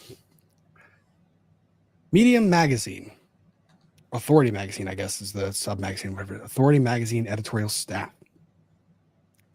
Headline: Sean Cook of T on 5 things you need to know to create a highly successful app. An interview with Rachel Klein. Authored May 6th, 2025. Oh God, this is Oh, no. that face. I don't know if the smile makes it worse. It kind of Ladies, that face with like the This very forced smile at the and the eyes that basically say, "Hey, behind my back, I, you know, does. Talk about a guy having the worst day of his life. Oh my God. This is like the face of a guy who shows up to a first date with like a taser This is he might have I and maybe like a bucket of lye and a shovel. oh God, this is gonna be so bad. This is gonna be so bad. The grabbed quote. Oh, maybe I saved that for the where it shows up in the article. I don't know. All right. Here's the grab quote that you're supposed to kind of the snippet that you're supposed to, what do they call this part where they take a quote and they kind of put it at the top to try and it's the hook to grab you, right? The one that says just okay. You need to focus on marketing and distribution, not just building a product from day one. Sir, the defective product security protocols would like to have a word with your marketing team. We learned this the hard way with T. You learn a lot of things the hard way. We spent months building an awesome product, but couldn't get anyone to try it once it was available. Oh man, wouldn't that have been a happy situation if no one had tried it? The joke among entrepreneurs is that first time founders focus on building products, and second time founders focus on distribution. If we were to start over again, please don't, we would start building an audience from day one so that when our product was available, we could get immediate traction and feedback to grow and improve the product. Don't build in an echo chamber. So many lessons in one paragraph. There are millions of apps out there. Many are very successful, but most are not. What are the steps taken by successful app makers that distinguish them from unsuccessful ones? In addition, many people have ideas for an app, but don't know where to begin. What are the steps you need to take to create a successful app? As part of this series, I had the pleasure of interviewing Sean Cook. Sean Cook is the founder of T, an app that provides dating safety tools to women. Sean was inspired to create T after seeing his mother get catfished while online dating. With a background leading product development at top Bay Area tech companies like Salesforce and Shutterfly, Sean has combined his expertise in technology and problem solving to create a platform where trust, safety, and empowering women come first. Oh man, he did. Let me just check my notes. 0 of those things. Are there negative scores available? Like, do we get that? I feel like he might just invent the new negative score for this.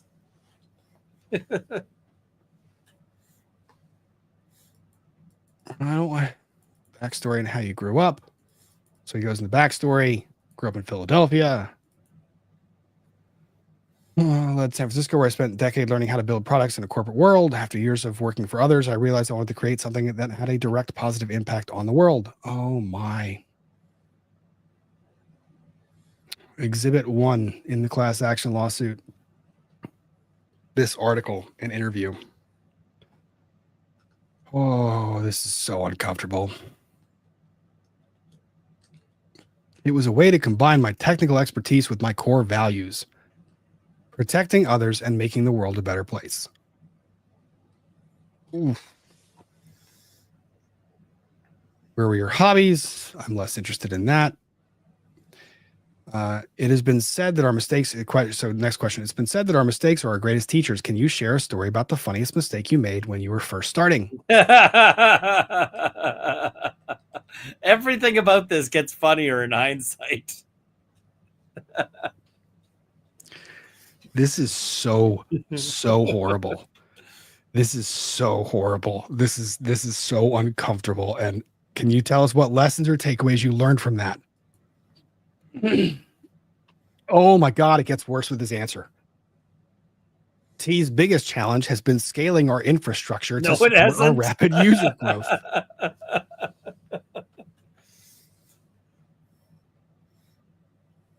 Oh God.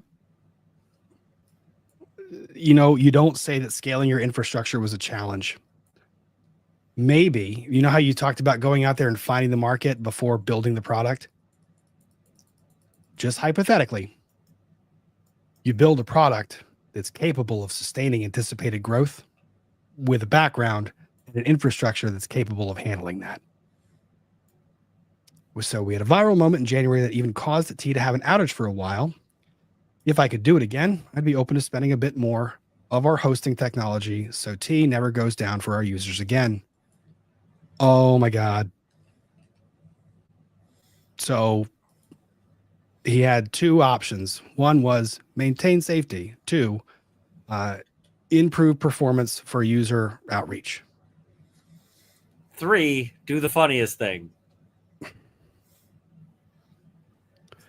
Holy crap. Mm-hmm.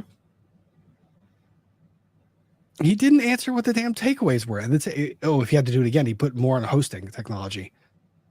Oh my God. No, maybe we should ask him that question again. That should be the first question of the deposition. Do you regret any of these choices? Do you regret anything in this? So I'm going to give you an article. Do you want to revisit any of these statements you made? All right. So next question. I tend to meet two types of app developers. Bless you. People who are passionate about app development and technology, and people who started an app because they saw it as a means to solve a problem. Which camp would you put yourself in, and how did you arrive there? Random unbreaded commenter. Wait, we're supposed to stop making the mistakes? Truth. That could have been the replacement answer to this. Alyssa DT, this did not age well. No, and we're finding out how poorly it aged with every passing paragraph. He saw it as a way to solve a problem. The problem is people trust him. Yeah, random unbreaded commenter. Guy looks like he has allied women in his bio. This is so bad. I mean, yeah. This is so bad. This is terrible. Which camp would you put yourself in, and how did you arrive there? Don't say yourself the technology one. I've always thought of technology as being a tool that can be used to drive positive impact in the world. Oh, shit, he's going to say technology, isn't he? When I look at the technology landscape in 2025, I'm disappointed that the glorification of building AI products that often solve problems that don't exist has distracted founders from focusing on addressing serious real-world issues. You mean like data breaches? I developed this point of view after struggling to see how my work building products that helped sales and marketing professionals do their job a tiny bit better was making a difference in the world. Bro, if you are about to compare yourself and your infrastructure to Salesforce, we're going to have some words. While I had many wonderful experiences in these organizations, I knew I could make a more direct, positive impact in the world by starting T. You made a direct impact with the sun, like at high speed. Next question. Entrepreneurship is a marathon, not a sprint. Though I suppose sometimes it's both at the same time. What kept you motivated to develop your first minimum viable product, and how have you kept your momentum since then? So he goes through his mom's experience. Oh, this gets so terrible. I was inspired to create tea after witnessing my mother's online dating experience. I was shocked by how easy it was for catfish, scammers, and criminals to take advantage of women on dating apps, and how little traditional dating apps do to protect users. With this inspiration, I built tea. Tell us more about that. Yeah. I'll repeat that sentence. I was shocked by how easy it was for catfish, scammers, and criminals to take advantage of women on dating apps, and how little traditional dating apps do to protect their users.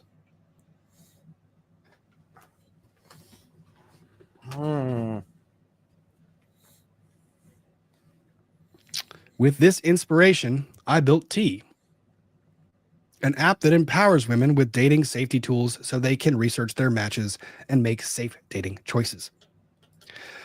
I've been able to stay motivated ever since by reading the thousands of positive messages and reviews women leave about tea. How are those reviews looking now? And we can all read thousands of messages. Oh, I'm betting there's lots of messages now. Well, then they're publicly available. They were never intended to be publicly available, but they are now. Lots of messages.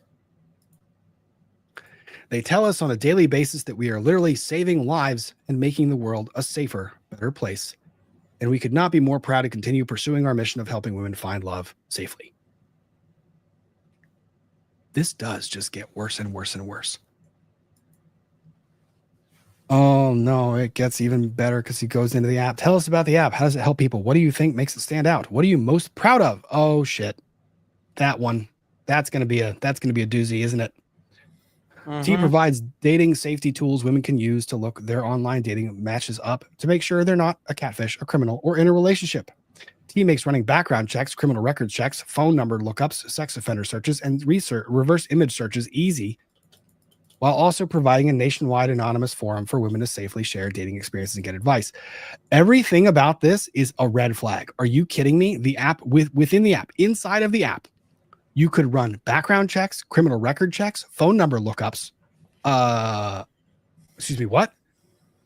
And he's also suggesting that all of these things are like accurate, which actually raises the real risk that if he's saying that these things are accurate, then I mean, he's possibly signing on to the defamation claims as well, which gets real fun. Because aside from the data breach, there's going to be defamation claims out of this because all of this information has been leaked. And I mean, if I was a lawyer who did defamation stuff, I would probably be mining this shit to see all of the stuff and just reaching out and going, hey, are you a dude who has been defamed on T? Because all of these messages have now been released, right? And, did somebody say you have an STD when you don't? Which is, in fact, one of the things that, although it seems quaint and archaic, is specifically part of defamation per se in most places. That, so all the women who said STD when that wasn't true, and there's gonna be at least one, I can bet on it, suddenly those defamation claims get opened up. And if he's saying all of this stuff is accurate, that this is part of a background check, yeah, it's that part, then he might be also signing up on it. You're also saying reverse image searches. So we're going to take something that is inherently not credible, reverse image searches, matching them up with people, who they are. And I did this, I brought this up. Biz the gamer mom, you can do that on Truth Finder. You can. You know what Truth Finder isn't, though? It's not its own social media platform where you're also engaging in dialogue with the individuals that are telling you this information.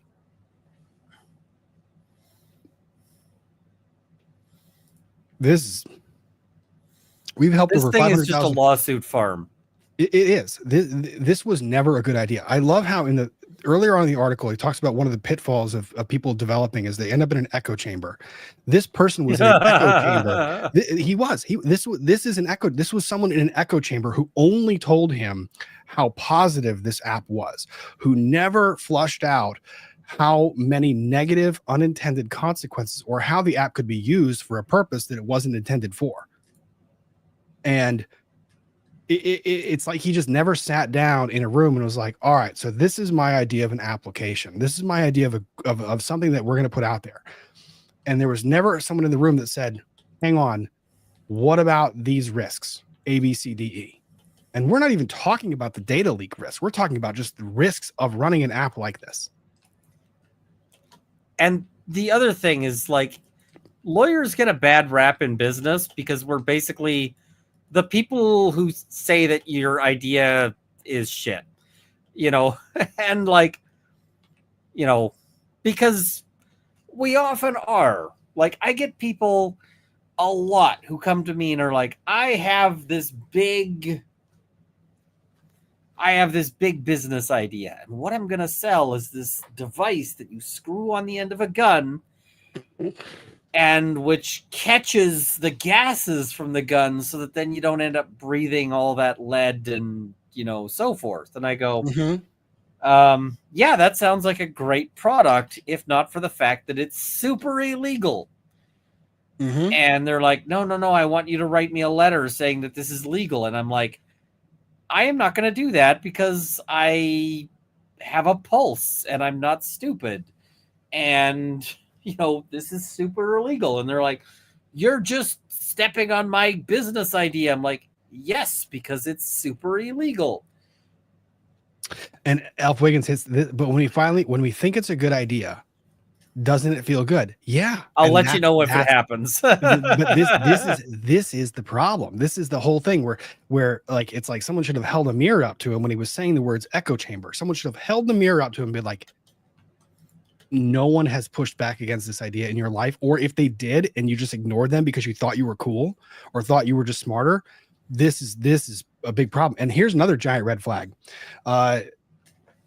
So it goes through, we've helped over 500,000 women avoid catfish, criminals, and cheaters who, by making it simple to verify their online dating match is safe and who they say they are. Then they say, we believe T has grown rapidly in popularity because until now, running these types of safety checks has been very difficult and expensive to do. We've brought all this technology into one simple experience in a way that has never been possible before. One of the reasons why some of these platforms, when you go out there and say it's very difficult and expensive to do, you think that one of the reasons the cost might be high to do these things is because the company has either done a crap ton of research into the potential liability of adverse results, B, there have been adverse results that they're trying to insure against in the future, and C, that, well, those two things. Did that not ever cross your mind that might be why the marketplace for this type of product and service is so small?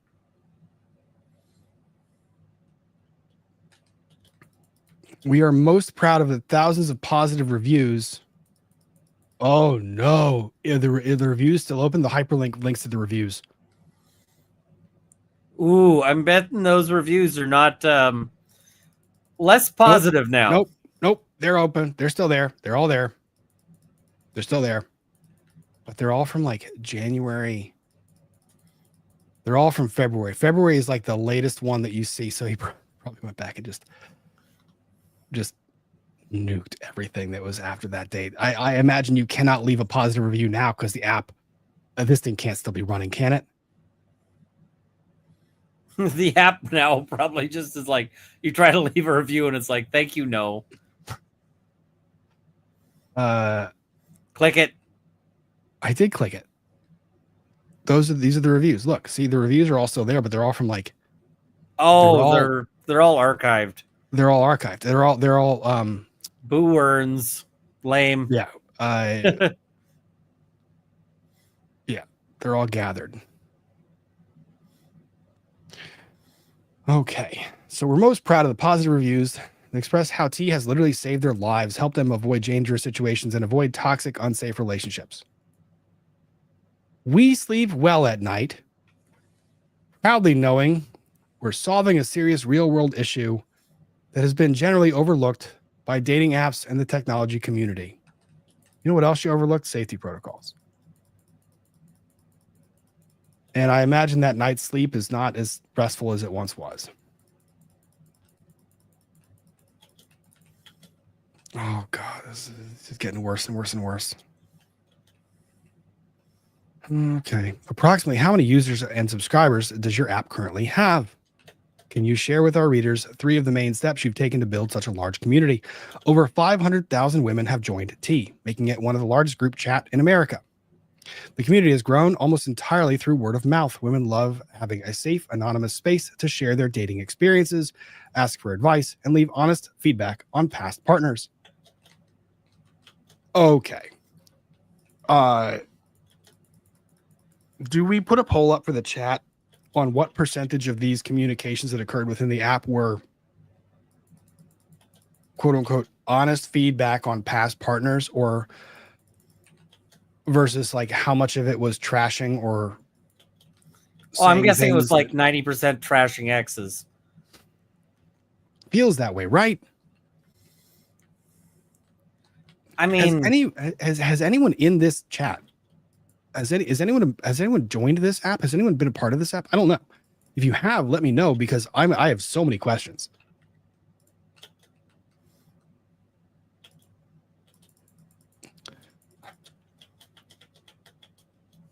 We've been focused on building a product that enables women to connect and empower each other with real, unfiltered dating insights, and the community has been growing entirely on its own.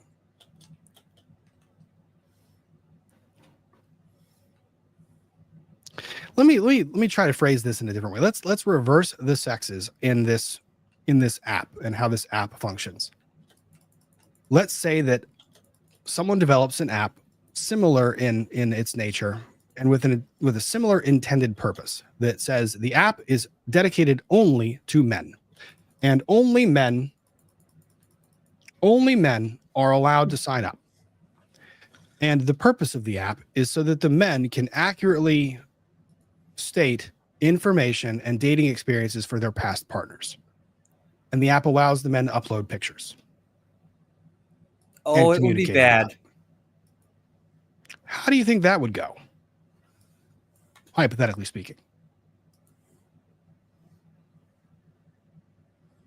I mean, this was developed for I know. Here's the thing. You also don't call an app that you said is geared 100% towards safety. You don't call it tea.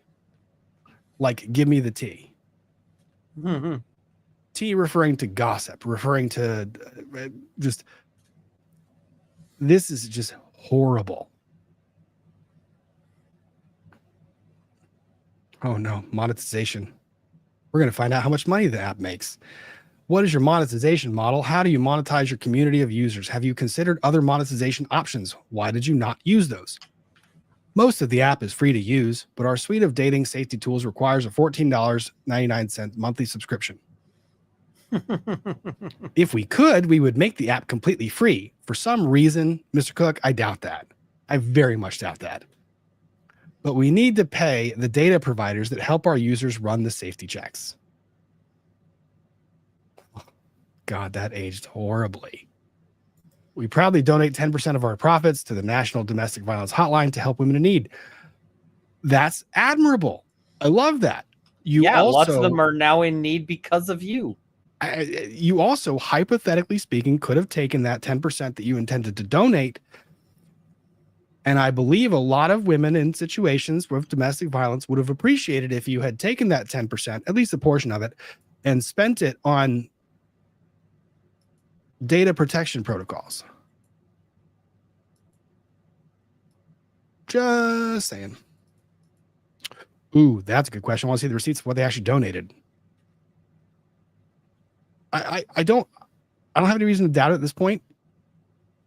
This just seems to be someone that just ended up with an idea that spiraled, and all of a sudden it became something that was either different from what he intended, or it was what he intended. I don't know.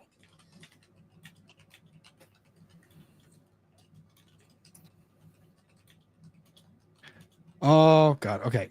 Can you tell our readers about the most unconventional tactic you've used to test, market, or gain feedback on a product? What did you try?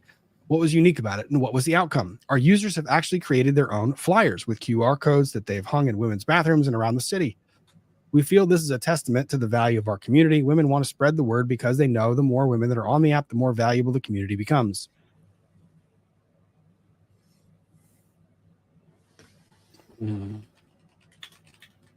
What are some of the strategies you've used to improve the products and build on the success? The number one strategy we use to improve T is simply asking our community of women what they want us to build next. By consistently asking for product feedback, we're constantly being made aware of the highest priority things we can be doing to make the app better at helping women find love safely. When was this app created?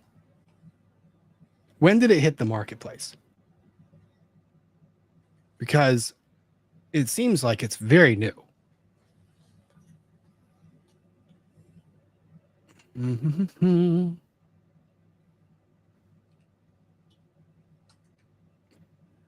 Thank you. Here's the main question of our interview. Based on your experience and success, what are the 5 most important things one should know in order to create a very successful app? If you can, please share a story or an example of each. 1. Make sure you find a very specific problem that greatly pains a large number of people that is not being addressed, and pour all of your time and energy into solving this problem without being distracted by anything else. You mean like any of the consequences to that decision?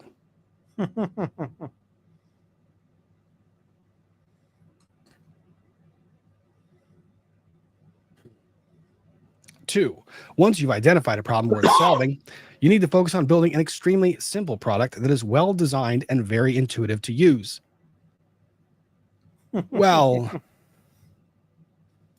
oh shit. If someone needs help using your product, you've failed. People have extremely short attention spans and will immediately abandon your product if it doesn't make sense to them within seconds. All of this means nothing if you have no foundation.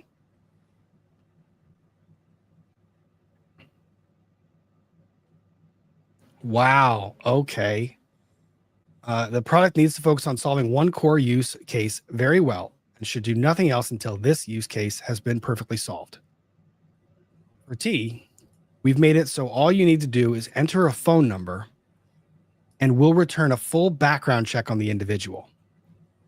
If you upload a screenshot of a dating profile, it shows all the places that individuals can be found online. That individual can be found online. Great apps make very complicated technology feel simple, and T makes it easy for women to access difficult to find safety data. You keep calling it safety data, but the more that I keep reading this and the functionality of this app, this is not. This is a stalking app. This is to a certain extent wild.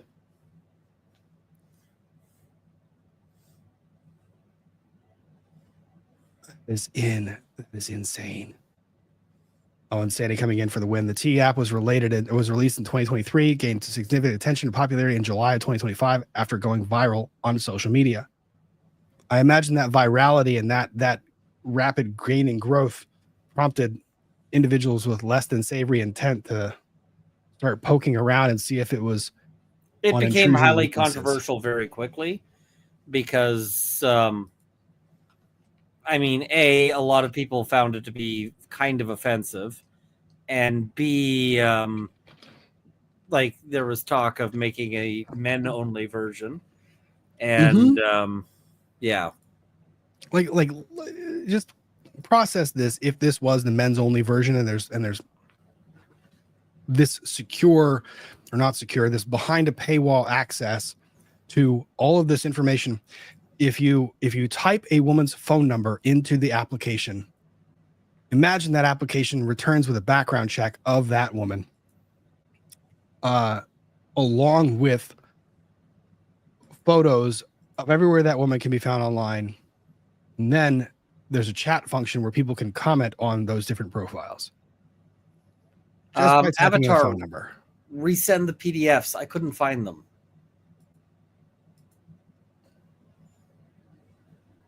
Sorry. No worries. What were the PDFs? Related to this or different? It's for a tabletop role-playing game, and yeah, I could not find them. 3. This is the one. They make you wait till the end, huh? Oh, God, it gets so much better. 3, you need to focus on marketing and distribution, not just building a product from day one. We learned this the hard way with tea. We spent months building an awesome product, but couldn't get anyone to try it once it was available. The joke among entrepreneurs is that first-time founders focus on building products, and second-time founders focus on distribution. If we were to start over again, we would start building an audience from day one so that when our product was available, we could get immediate traction and feedback to grow and improve the product. Don't build in an echo chamber. I feel like this lesson, we should just save that. We should just save that lesson forever. Don't build in an echo chamber. Oh, hindsight is 2020. 4, ideas are a dime a dozen, but it's the execution that matters. There have been a handful of competitors that have tried to compete with T, and they've even gone so far as to copying major parts of our design, but nothing has worked because an obsession with user experience and relentless iteration are the key to building a successful product. Hey, T users, how's the experience? You feeling experienced?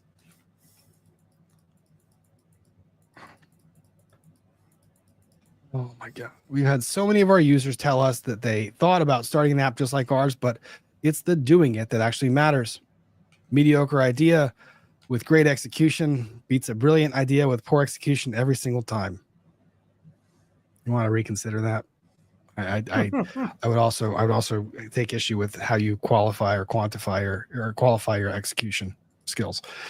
5, while solving an important. I think there's a fair few people who'd like to help them with an execution.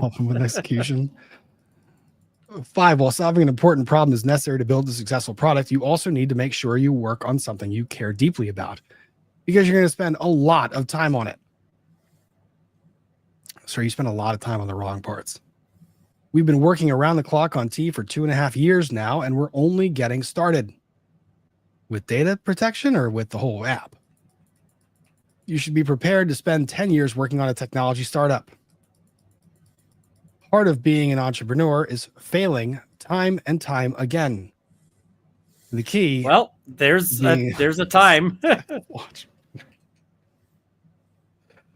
Oh, I don't know that you're going to get the next. I don't know that you're going to get the next opportunity to fail like this. And the key to be a successful entrepreneur, I don't know if I'm going to take your word for this, is simply never giving up. Oh, sir, you should give up. If you don't care deeply about your mission, you'll quit when things get hard. So make sure you care and believe deeply in what you're doing. The thing is, if you quit when things get hard, you might end up with an entry on the T app. Oh my God. You're a person of great influence. If you could start a movement that would bring the most amount of good to the most amount of people, what would that be? You never know what your idea can trigger. If I could start a movement, it would be that one that accelerates global action on climate change by making sustainable choices the easiest and most affordable options for individuals and businesses. Too often, doing the right thing for the planet feels inconvenient or expensive, but that shouldn't be the case. My movement would push governments to implement aggressive climate policies, businesses to adopt truly sustainable practices, and technology to make clean energy and low carbon living effortless. While I'm focused on dating safety today, building a product that addresses climate issues will be my next project. Dun, dun, dun. That I will never undertake. You can follow me on LinkedIn But to really keep a pulse on what I'm building, I'd love to invite all women to join us on T. You can search T on the app stores or visit tforwomen.com.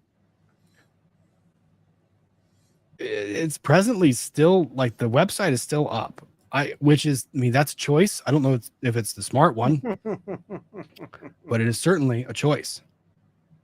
Let's see. There are.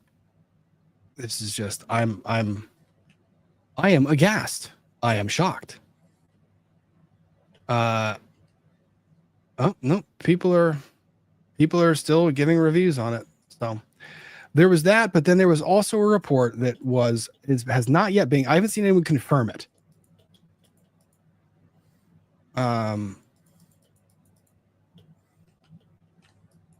But someone had taken a screenshot of his education. Oh, did he Burgess? Did he Burgess? See, I don't know. And I think this is not accurate. Aperture science. We do what we must because we can. Let me see. So someone took a screenshot of his LinkedIn profile.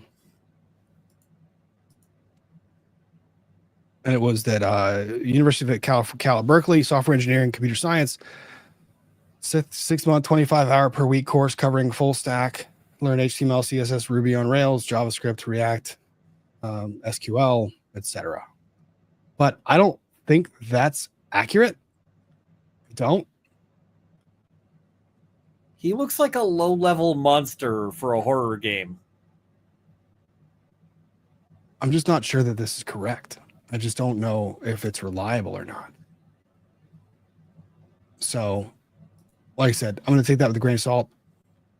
I imagine that there's significant experience that he has. Although when it says Cal Berkeley, the years it says attended 2019 to 2019. Yeah. 6 month, 25-hour per week course. No, I'm looking at it right now. I'm looking at his below LinkedIn. that. Are you looking at his LinkedIn? No, are you looking at 6 month, 25-hour per week course? Yeah, I see that part. But I'm also looking at his other education. He got a University of Connecticut bachelor's degree in business, marketing, and music. Okay, so he completed his degree in 2013. And then there's this 6 month, 25-hour per week course that is described here. Now, his work experience shows that he was with business development intern at United Healthcare. Then he went to Griswold Home Care, solution engineer in Charlotte at Shutterfly. What is the solution? Product manager enterprise at Shutterfly, solution engineer at Salesforce, and he ended up his last job at Salesforce was the director of product management. And then founder of T, Dating Safety for Women Full Time.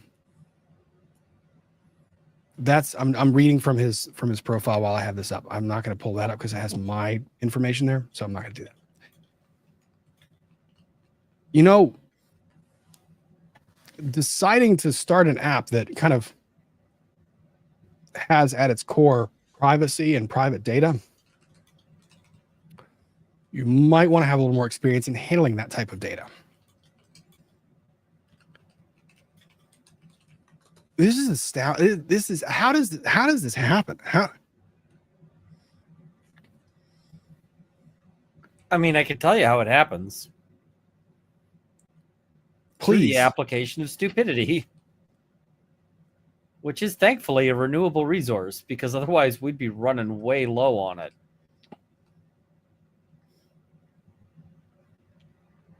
So, a whole lot of class actions that are being brought right now. And I can't.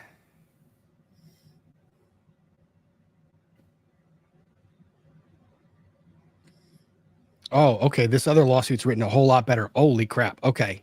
We're going to do this. Wow. This one's a lot more.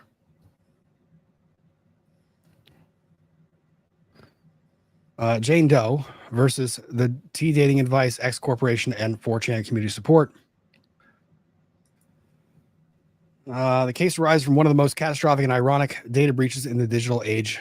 A safety app designed to protect women expose their most sensitive personal information to the darkest corners of the internet. T, which marketed itself as a sanctuary where women could anonymously warn each other about dangerous men, instead became a very threat it promised to protect against. On July 25th, the unthinkable happened. T's entire database of user verification data, 72,000 images, including government-issued IDs, sat completely exposed on the internet, accessible to anyone with a web browser. One of the articles, no password required, no authentication needed, just click and download the most sensitive personal information of women who trusted T with their safety.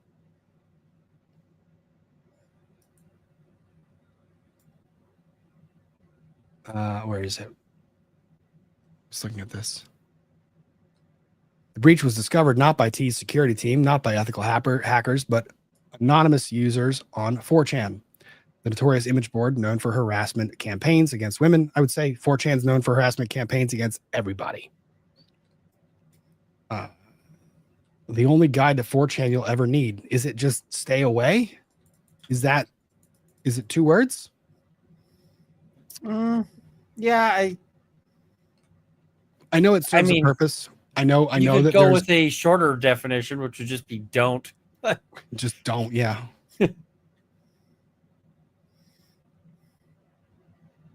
Let's see. Within hours, these users had These users had created automated scripts to systematically download every driver's license, every passport, every verification selfie. I told you, people that are motivated trolls. These weren't. Okay, I got to do like some. No, they didn't. They just went into the thing and they hit download everything. There's no freaking automated script. It's just you go in and you say download the whole freaking whole file, like, the whole folder, this everything. This is not an automated script. This is the post. This is the post. Driver's licenses and face pics. Get the fuck in here before they shut it down. This is like saying, oh, there's an automated script to make your car go faster. Like, yeah. Now, the uploading it to the searchable map, that was something that someone did.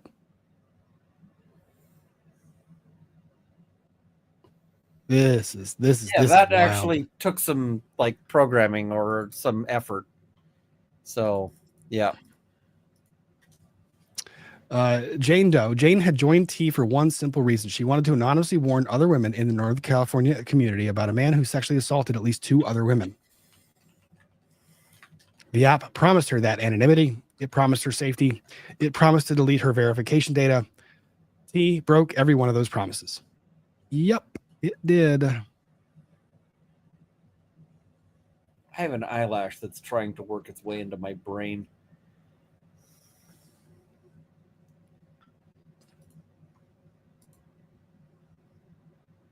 God, there's of course, deep fakes or all this other crap.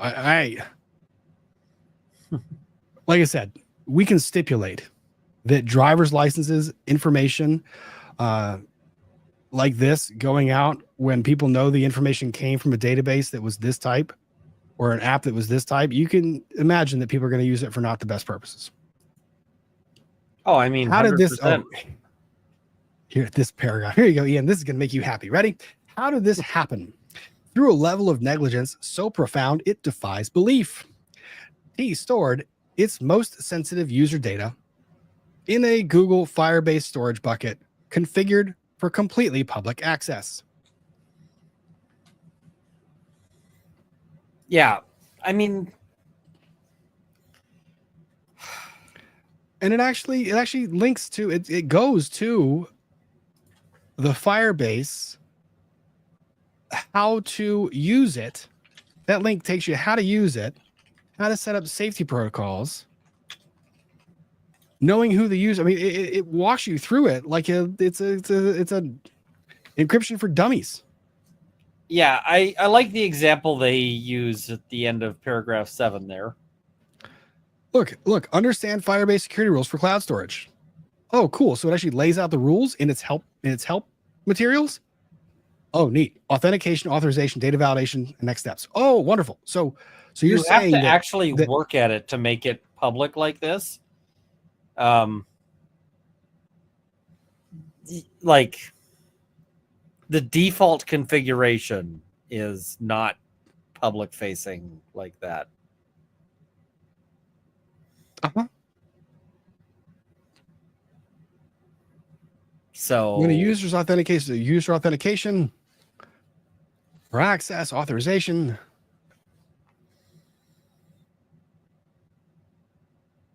This is insane. Like it literally it takes the dumbed down version and just walks you through. How do you set it up to make it not happen? And Potato Pirate is entirely right. This is clearly a guy who doesn't actually give a shit about, like, he talks about, I want to protect women. And that's not really what he's about, because if he was, he would have cared about this kind of shit. Instead, what he is like, there's this whole school of people who do this where they're like, I am like the world's most, most pro women, pro whatever. And they're creepy. They're exploitative. Oh, yeah. And this guy sees women as like, wallets with legs. And that was really it. So, because if you actually cared about women, you would have actually like done some stuff, like the security would have been top priority. And because it wasn't, that he's full of crap, right? I think the Bible has a line, and I'm not really a super religious guy, but you will know me by my works. And it really applies to a lot of people. You can tell about people by what they do. Do they help people when they're given the opportunity? Do they not hurt people when they're given the opportunity? Well, and Michael DeLita makes the point. Could it not just be gross incompetence? It could be. It could be. I don't know which one's worse. I don't know if the person that's intending to use this via some form of to manipulate users into signing up for this, or the person who has no business soliciting and obtaining private information is doing this. Ian's reference to the example they gave at the bottom of this paragraph is this. The complaint goes back and quotes, quote, "This wasn't a sophisticated hack.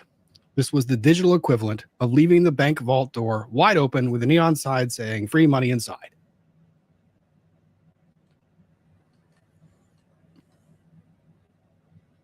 And the thing is, there are ethical hackers, people that go around and do intrusion testing. Oh, and then there's 4chan, who is the opposite. 4chan, the opposite, yeah. They do intrusion testing, and then what they do is they report to the company and they say, "Hey, I was poking around, I was doing some intrusion testing, and I noticed that you have these vulnerabilities." And a lot of them do things like, a company says, "Hey, we offer a bug bounty of up to $10,000 for finding, bugs on our site." And they're like, "Cool." I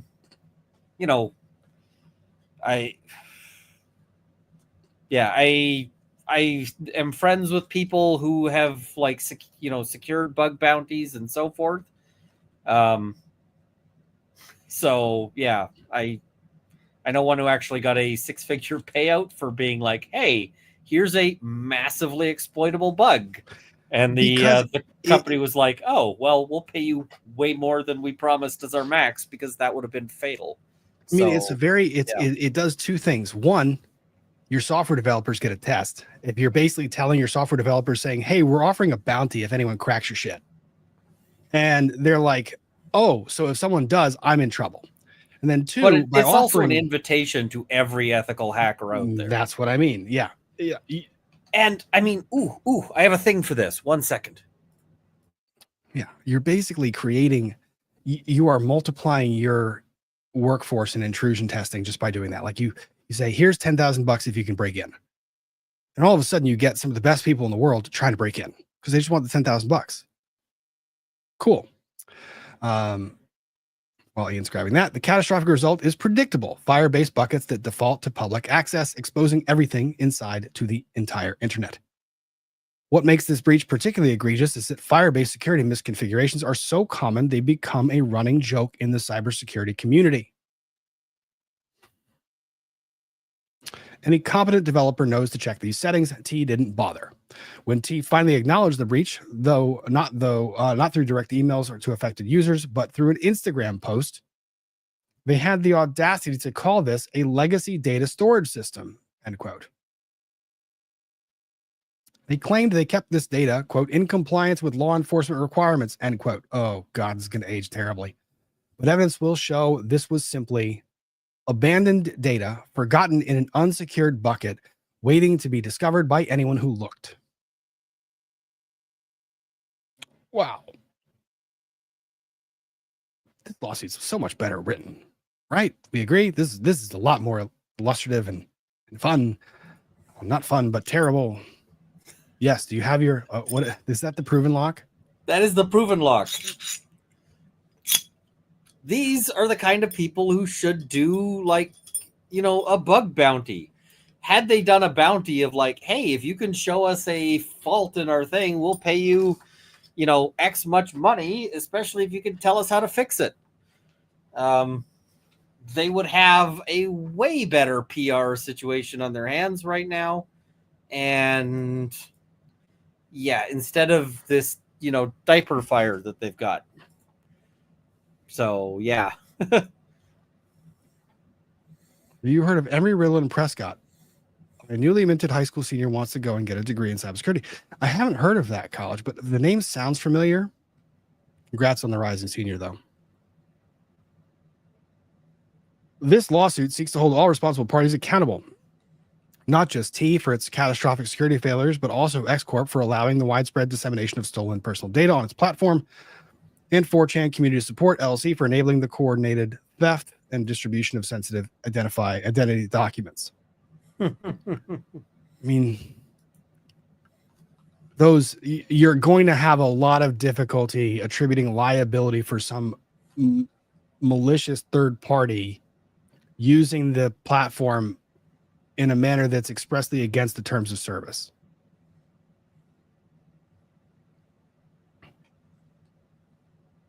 In an age where data breaches have become commonplace, this case stands out for the particularly cruelty of its impact. A safety app that made its users less safe, an anonymity platform that exposed identities, social media platforms that weaponized stolen data, and a tool meant to protect women that instead delivered their personal information to those who would do them harm. This complaint is a lot better written. A lot better written. I just don't know how they're going to get liability on X. On who? X is the tougher part. 4chan is easier. 4chan also still probably has a decent argument for Section 430. And against and it's third party action that's in violation of their terms of service, and they have moderators that police it and nuke those things is in time. Yep. I don't know that you're going to get direct liability. If you want to bring public shame on these entities, then that might be a goal that you would have, but I don't know that you're going to get liability. I want to get to this whole give me to the allegations where led by CEO Sean Cook. Oh, please tell me they're going to get the interview. Oh, look, he reported 4 million users with 900,000 on the wait list. There's a When the wait breach list? When the breach was discovered, Cook went into hiding, refusing to respond to media inquiries or provide any public explanation for his company's catastrophic failures. I mean, I don't know if I blame him for not speaking. I think the smart thing is not to speak.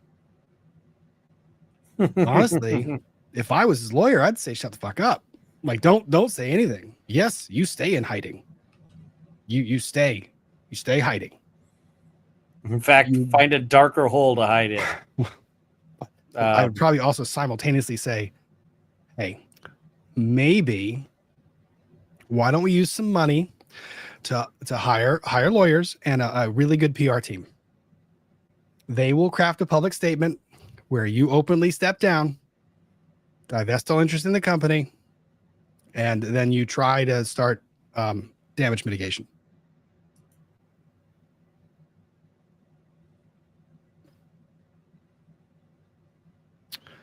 Defendant 4chan is a Delaware limited liability company. 4chan, this is the thing. 4chan users not only discovered the vulnerability, but actively coordinated with the mass downloading and distribution of women's data and information. It's this part. It's the 4chan users, and it's the users. Third party action is pretty well kind of a cutoff to liability on the. And we actually had the Google case, Supreme Court case recently that reaffirmed that. Let's see. Are there any allegations that are relatively new? Go ahead. It's not just the Google case. It's been long a principle since, even before that. And I mean, think about it. It just makes sense, right? Consider that, let's say you leave your keys in in your car. And somebody steals your car and then goes and intentionally runs over a nun who was about to cure cancer. So, is that your fault? Well, no, they wanted to kill that nun. And, that third party who is an intentional malefactor typically breaks, the chain of causation. Also, do not, murder nuns, especially if they're about to cure cancer. Because fuck cancer. Don't do that. Don't do that. I got to catch up on some of these chats before they go stale, because I realized we've been talking about this case for a while. The Jet JJ, my area dating groups is a frequent flyer. Poop guy allegedly poops in the hall at the girl's place many times. We have saved so many women. I would imagine being called the poop guy. Where'd you poop in the hall? That's weird. Morgan 908 just finished my annual. That's a weird one to me. Yeah, it's not. Yeah, it's kind of strange. Morgan 908 just finished my annual security training for government contractors this morning. Sorry, did you say? I did not hear annual. I said annual. I heard a different thing. I said annual. Are you sure? Pretty sure. 99.9%. I heard a different thing. I speak very fast. Hearing PII one more time today made my right eye involuntarily twitch. That'll happen from time to time. Koch the Frankfurter, thank you for gifting memberships. Jess Catlesi, I'm behind, but happy to see my two faves together. It's been a long week, and I need this. Cheers to you both, and love to Leo. Thank you, Jess. Let's see. Random unbreaded commenter. T, attorney searching. Liability? No. Bankruptcy? Check. Yeah. Oh, yeah. For who T is looking for, the bankruptcy really wouldn't help the liability. I think this might actually be one that you could actually invade the bankruptcy. I'm hoping that they get liability that extends beyond the corporation. Piercing the corporate veil. Because, oh man, if they get liability that extends to this guy permanently, then that would be glorious. It'd be interesting. Lissa DT, LOL, my bad. I hear medical and it sounds way too smart for me to be aligned with. Interim imposter syndrome always. Thanks for all you do. Yeah, listen, when I was talking about data and secure data, law firms, medical, and medical by mental health as well. Random unbreaded commenter, T security as impenetrable as proven industries. There you go, Ian. Call out for you. Merlin 3671, the scope of the data stolen tells me all I need to know. Any company can be a victim to a data breach, no matter how good their controls, but good controls means you don't hoard this type of data. Yes. The allegation in this complaint is pretty clear. Like, it's just, they moved it to this other thing and they just forgot about it. Well, or they just never cared. I don't think they forgot about it because they made a decision to keep it. True. Like, it's really easy to not keep it. Like, you just delete it. Or it'd be really easy to have it just go and get routed into like a temporary thing where it gets overwritten, right? Mm-hmm. But this is them storing it, and this is probably them thinking that it would be you. Because the other thing is, what does it cost to sign up for T? $15 a month. Is it? That's what they said. Well, they said it's free to start, and then it goes to $15 a month when you start getting into the accessible services like the searches. I'm betting it's going to come out that they're also looking to market based on some of the stuff that they gathered. Like, yeah. I'm betting that because that data is valuable. Imagine the disclosure. Imagine when that gets discovered. Yep. That's going to be Apocalypse DOA. Sam Bankman-Fried combined with Justin Baldoni. Sam Bankman-Fried combined with somebody. This is creepy, though.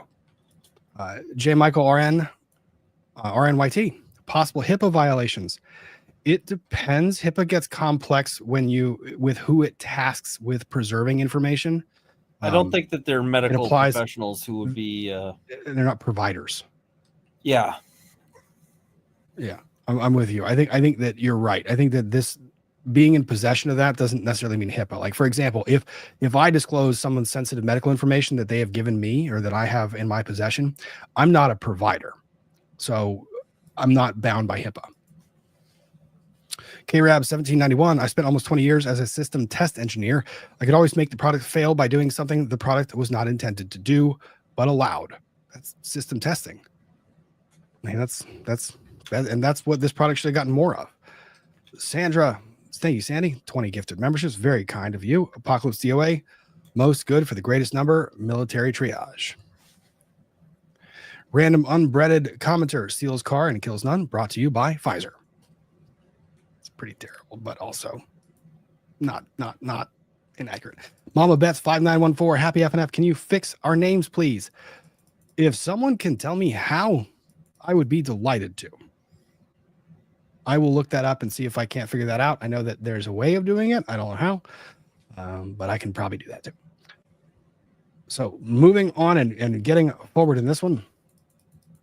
Behind the feminist messaging and slick marketing lay a disturbing reality. T was just another venture-backed startup chasing growth at any cost. Yeah, that article, the interview kind of makes that clear, doesn't it? The company's actual commitment to women's safety extended exactly as far as its marketing budget. Yeah. Nice line. I like that. Yeah, you give that to the lawyers because that is a great line for the lawyers. When it came to the unglamorous, expensive work of securing user data, T took a different approach. Do the absolute minimum and hope nobody notices. Oh.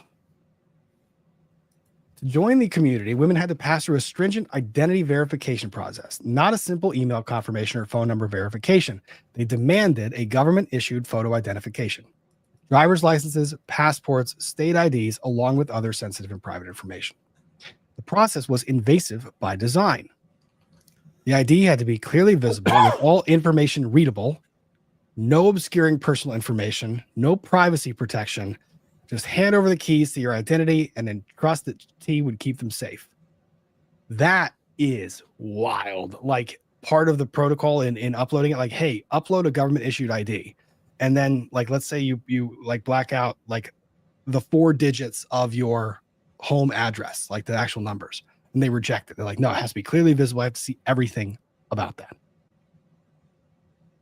Oh.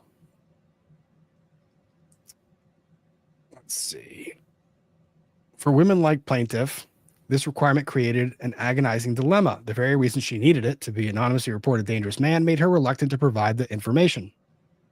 But the marketing was persuasive. They promised the data would be stored securely. They promised it would be deleted after verification. They promised that sacrificing privacy during onboarding would guarantee anonymity when it mattered.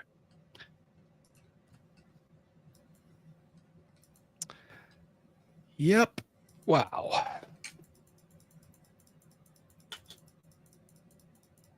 With these images, criminals could potentially create deepfake videos for fraud or harassment, bypass facial recognition security systems. I don't know about the more advanced ones now. Impersonate victims in video calls with banks or government agencies, build comprehensive profiles for stalking or doxing, sell verified identities on dark web marketplaces. Yep. Yeah, some of this I'm like, yeah. Some of it no, some of it yes. Technical details. Oh God, the technical details would be comedy if it weren't so tragic. He stored its entire collection of user verification data in a Google Firebase cloud storage bucket. For those unfamiliar with the cloud storage, oh yes, break it down for the judges. Come on. I love this lawyer. I'm a fan. I'm a fan of this writer, the person writing. For those unfamiliar with cloud storage, imagine a digital filing cabinet that can be configured to be locked tight or left wide open for anyone to rifle through. T chose the latter. Firebase, Google's cloud platform, is actually a robust and secure service when configured properly. Storage buckets, in particular, require developers to configure access restrictions. T never cared. It left its Firebase bucket configured for completely public access. No authentication required, no access logs to track who was downloading data, no encryption to protect the files. Just a URL that anyone could access, like leaving diamonds in a cardboard box on the sidewalk with a sign saying, "Please don't take." Security professionals have a term for this kind of configuration. Quote, misconfigured S3 bucket, end quote, named after Amazon's storage service, though the principle applies to all cloud storage. It's such a common vulnerability that security researchers regularly scan the internet looking for exposed buckets. There are automated tools that can find them. There are countless articles warning about them. There are horror stories of companies destroyed by them. Yet T fell into the same trap that has caught countless others who prioritized speed and profits over security. Yeah, and there's a really good comment here about good grief. It's harder for me to log into my own email. And that is true. Your own email is more secure from you than, yeah. This is very just... On the evening of July 25th, 2025, users in the technology board launched what they called a raid on T. The original post that started it was called Arms. This is the one driver's license, etc. found. Get the fuck in here before they shut it down. What followed was a feeding frenzy of the worst kinds. Anonymous users didn't just browse the exposed data, they systematically downloaded everything. They created automated scripts to scrape every image. They built torrents to ensure the data would live forever on peer-to-peer networks. They uploaded copies to file sharing sites. Within hours, 72,000 images containing the most sensitive personal information of users had been scattered across the internet like dandelion seeds in the wind. Impossible to retrieve, impossible to delete. I mean, say one thing about 4chan, folks. They're efficient at being shitty. Like it is that is the very definition of like everyone's worst or any person's worst nightmares is how broadly that stuff can be shared, copied, peer-to-peer shared. Like it's gone. It's gone. There's never there. The genie is out of the bottle. There is no closing that bottle. It is gone. Ian, would you mind reading a little bit here, beginning at 48? I do this. Sure. The 4chan users understood exactly what they had found. They weren't just random photos, they were identity verification gold mines. One anonymous poster bragged about the quality of the data. It's not just driver's licenses. Every pic has the girl holding her ID next to her face. You could do anything with these. 4chan Google Archive Supra. So Supra is Latin for above, which lawyers like to use instead of above because lawyers are pretentious fucks. Another celebrated finding from their local area. Found 3 girls from my town. LMAO. But the violation went deeper than identity theft. 4chan users cross-referenced the exposed IDs with T's public reviews, connecting real names and addresses to the anonymous warnings women had posted. They created searchable databases linking women's identities to their T profiles. They extracted location data from EXIF metadata to create maps of where T users lived. Why they wouldn't strip out the EXIF metadata is beyond me. Yeah. And then they transformed a safety app into a stalker's paradise.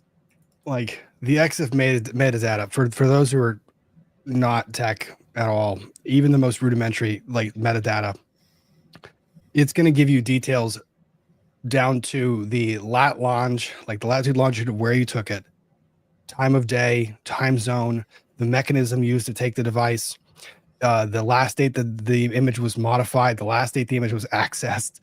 What other information is it going to give you? Basically everything. So, like, if you haven't configured it not to do that, when you take a picture, that picture gets attached with your with like the GPS coordinates of where that picture was taken. So you got to be careful when you post pictures online. Most social media things now strip that out, right? Most of them remove that. And so like when you post a picture to Facebook discards all of that just for safety reasons, right? And basically, unless you want it on for some reason, leave it off. There's also apps you can use to mess with that data, which sometimes is funny because I had a guy who was trying to stalk me and trying to track me down, and so I intentionally posted a picture with some EXIF metadata included, but I had altered it to put my residence at a place I didn't live. And he's like, I found your address. And I'm like, no, you didn't. But yeah, fun times. So this is now going to the X post. They didn't just share the data, they weaponized it, created threads. Despite the violation of terms of service, it didn't take swift action. I think the one of the biggest issues here is you can have a policy against disseminating hacked material. Confirming or verifying what is hacked material is a bit. It's not like you can set up like copywritten material. That's easy to get, easy to determine what's copywritten or not. The hacked material. No. I mean, some things are, but some things. What I mean is like certain copywritten material. I imagine X's filters catch it quick, and then certain other copywritten material, it's not as fast. Yeah.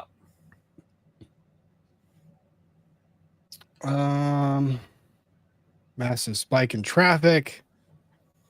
See, at least this one actually gets into the allegations a lot more. I mean, this lawyer got a lot more detail before filing this lawsuit. Flags suspicious activity, gigabytes of data being downloaded by an authorized user, but T's security monitoring was apparently as robust as their data protection non-existent. Yeah, your system should flag that level of download and access. And for the people wondering, the address I put for for sort of the jerk bag, I gave them the address of like a building that is like a heritage building, so it's not a thing that a person could live in. I also saw somebody talking about the guys who call up and they're like, we would like to offer you a free duct cleaning. And I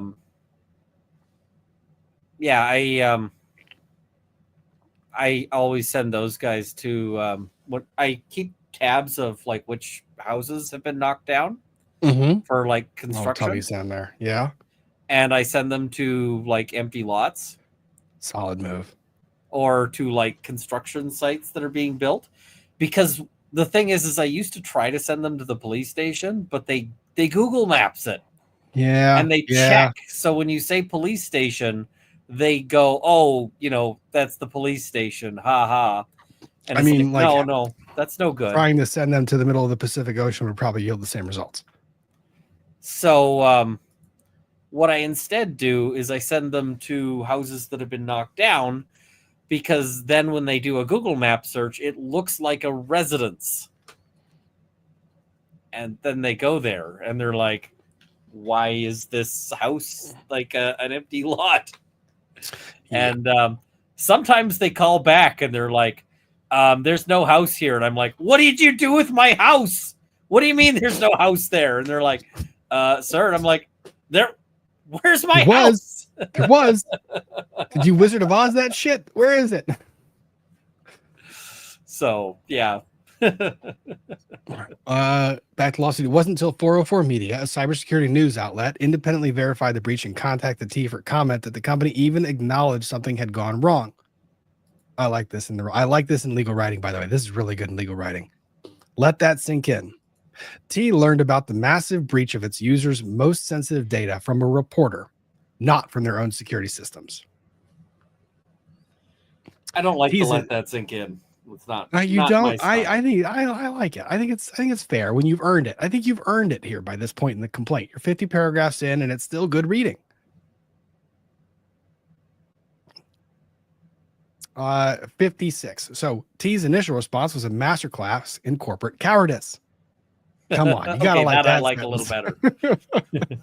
That one's good. CEO Sean Cook, who had been eager to talk to media when T was riding high at #1 in the App Store, we just read the article, suddenly became unreachable. He didn't respond to emails. He didn't answer LinkedIn messages. He didn't pick up the phone. As women's identities spread across the dark corners of the internet, the man responsible for protecting them was nowhere to be found. When T finally issued a statement on July 25th that came not through direct notification to affected users as required by law, ooh, nice little insert there, that's good, but through an Instagram post on the Tea Party Girls. Oh, God, the shade in actually using the handle of their Instagram account. The statement was a marvel of corporate minimization and misdirection. We discovered unauthorized access to an archived data system. If you signed up for T after February 2024, all your data is secure. We have engaged third-party cybersecurity experts and are working around the clock to secure our systems. At this time, we have implemented additional security measures and have fixed the data issue. Oh, please, tell me what's wrong with this statement. Come on, let's go. Notice what's missing from the statement. Any acknowledgement of what data was exposed, any explanation of how it happened, an apology to affected users, practical guidance for protecting themselves, or recognitions of unique dangers. I don't really expect all of those things. I do. You claim that in the immediate... Every one of them. One or two. The apology, yes. The acknowledgement of what data was exposed, maybe. But again, I wouldn't have put this in a public state. I would have put this in the direct communication to the users. T's claim that the exposed data was in legacy data storage system was particularly galling. This wasn't some forgotten server in a dusty closet. This was their active Firebase bucket containing verification in data from users who joined just months earlier. T later claimed they retained this data in compliance with law enforcement requirements related to cyberbullying prevention, but this explanation raises more questions than it answers. What law requires retaining driver's licenses and selfies indefinitely? Why store them in an unsecured bucket? Why not inform users their data would be retained, which I believe is actually a legal requirement. Yeah, and if you're saying it's required for like cyberbullying legislation, then why would you ever promise to get rid of it? Yeah.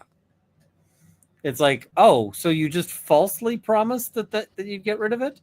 Like that was a lie? Oh, the safety app for women is lying to them. Like some sort of creepy dude. Like that's the thing they don't want from the creepy guys. Maybe they need a background check on this dude. Can we get a criminal record check, please? You know, is he married? Or uh-huh. The contrast between T's marketing promises and their breach response could not be starker. The app promised to have women's back has stabbed them in the back. The platform that offered okay, good line. safety had created danger. The company that valued sisterhood had abandoned its sisters in their moment of greatest need. Not Too bad. far. Dial it back. It was the first one, the backstabbing. Solid Yeah, it's burn. just it got you pushed it too far. But it was solid burn. The first one. The first part, but then they went on like 6 times, and I'm like, too far. Dial it back. Let's see. Oh, then they play out the hypothetical. Consider the typical T user. Let's see. Identity theft on steroids.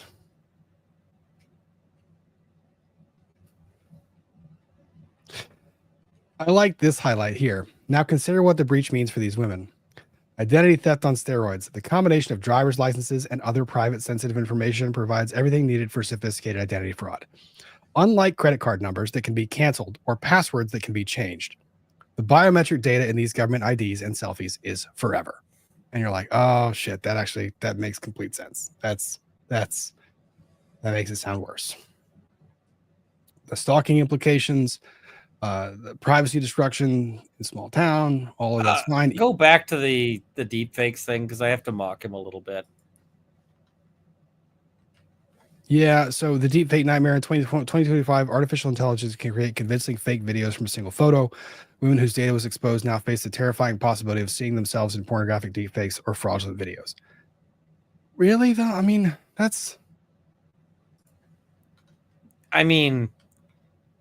the liability here isn't there is a single picture of these women on the internet. There's something out there that can be used to create that's publicly available. I mean, no one can scrub the web that much that there's no image of them ever in public doing anything. I get it's a legitimate fear. And I do understand it's a legitimate fear. It also depends on the motivation of the person that's going to do it. So I guess if you're considering very hypothetical, and it's and it applies to literally any picture online of you ever. That's true. So that one is a little bit too speculative for me. Now, I mean, if you had like actual people who had experienced this, then yeah, go nuts, right? But yeah. In terms of what damage the data can cause or the image can cause, data, all this stuff can cause. This one is, while consequential if it occurs, is far less consequential than a lot of the other things. I mean, I don't know. I can see this being a concern depending on who's receiving it and who's doing it. But again, you talk about what they would need to create the deep fake, and all they would need is a single image, period, which they would ostensibly have. I also see the thing about a photo can be used to scrape Facebook photos. Yeah, that was actually a service that T offered. And I feel like that one is also kind of a weak argument for the particular people in this class action lawsuit, because this one really is only sort of identifying the users as victims. And the problem with that is that if you're going to say like, hey, this is sort of a violation of privacy, then you also need to raise the concern that a bunch of them were also looking to violate other people's privacy in this fashion. So and that becomes an uncomfortable conversation. Yeah. Facebook used to have, and again, these are divorce attorney things that we learn in the field of divorce, because we end up having to look some of this stuff up when we have allegations of cheating spouses or people being around other people they shouldn't be. Facebook used to have a feature where they didn't offer it in any search function, but it was a specific modification to their web address where you would actually type in photos of intersect, something like that. I forget what it was, but it would actually show you all of the photos of a specific Facebook user that occurred on the platform that were on any publicly available profiles. All of them. Right. And they finally did away with that because I think they finally realized, oh shit, this could be a problem. But using images to scrape and look for other images has always been an issue, and it's going to be an issue forever until the end of time. So the violation of trust, that data can never be contained. That I agree. You can never that's is a problem. Technical postmortem, a masterclass in what not to do. I like the writing. As security researchers and journalists investigated the breach, a pattern of shocking negligence emerged. This wasn't a sophisticated attack by nation-state hackers. This wasn't a zero-day vulnerability that no one could have anticipated. This was basic security 101 stuff that T simply ignored. First, the Firebase misconfiguration. Okay, we went through that. Second, the complete absence of monitoring. T had no idea their data was being massively exfiltrated until reporters told them. That's pretty bad. Third, the data retention disaster. Even if T had some legitimate reason to keep verification data, which they never adequately explained, why keep it all in one place? Very good question. Why not encrypt it? Also a good question. Why not segregate it from the production systems? These are very good. Why not implement access control so only specific employees who can view it for specific reasons? The answer appears to be that T simply uploaded everything to Firebase and forgot about it. Yep. I don't think they forgot about it. I think they were saving it. Might have been saving it. Like, I think forgot about it is actually a far too forgiving explanation. This is really... Perhaps most damning is what T did have resources for. This is the argument I would be making like crazy. Where did they spend their money? While they couldn't spare the time to secure user data, they had plenty of resources for marketing. While they couldn't afford proper security monitoring, they could afford Super Bowl ad campaigns. Yeah, really? While they couldn't hire security professionals, they could hire growth hackers. Breach wasn't caused by a lack of resources. It was caused by lack of caring. Solid paragraph. Yep. Privacy disaster that keeps getting worse. Yeah, we've got everything that's being discovered about that. In the aftermath, it keeps on deteriorating. Class allegations. So now we get into the meat of the litigation and the arguments. We went through this. It's going to be very much similar in kind to the prior complaint. Cause of action, negligence. Yep, went through that. No problem there. Second cause of action. Come on. Negligence per se. Okay, no problem with that. Also, isn't it crazy that like twice we've seen Super Bowl ads for like the world's shittiest companies? I know. It's almost like the Super Bowl. It's almost like you should invest in companies. If you have an investment in a company that runs a Super Bowl ad, you should be like, oh shit. All right, honey, we need to go get rid of that. We're not doing that anymore. It's almost like it's a red flag. FTX. Yep. Yeah, that's pretty good. Negligence per se, invasion of privacy by intrusion. Yeah, but you cited the second restatement of torts. Oh, come on. You're losing me a little bit there. Fourth cause of action, breach of implied. We went through that already. Fifth cause of action, violation of Driver's Privacy Protection Act. Solid. You went through the U.S. code and found everything you could find. Nice. The Driver's Privacy Protection Act provides that any person who knowingly obtains, discloses, or uses personal information from a motor vehicle record for a purpose not permitted under this chapter shall be liable to the individual to whom the information pertains. Damn! That's actually solid. Damn! Like, I thought that was going to be some weak tea stuff, but no, that's... It's literally directly on point. That is exactly what this is. Yeah, that's...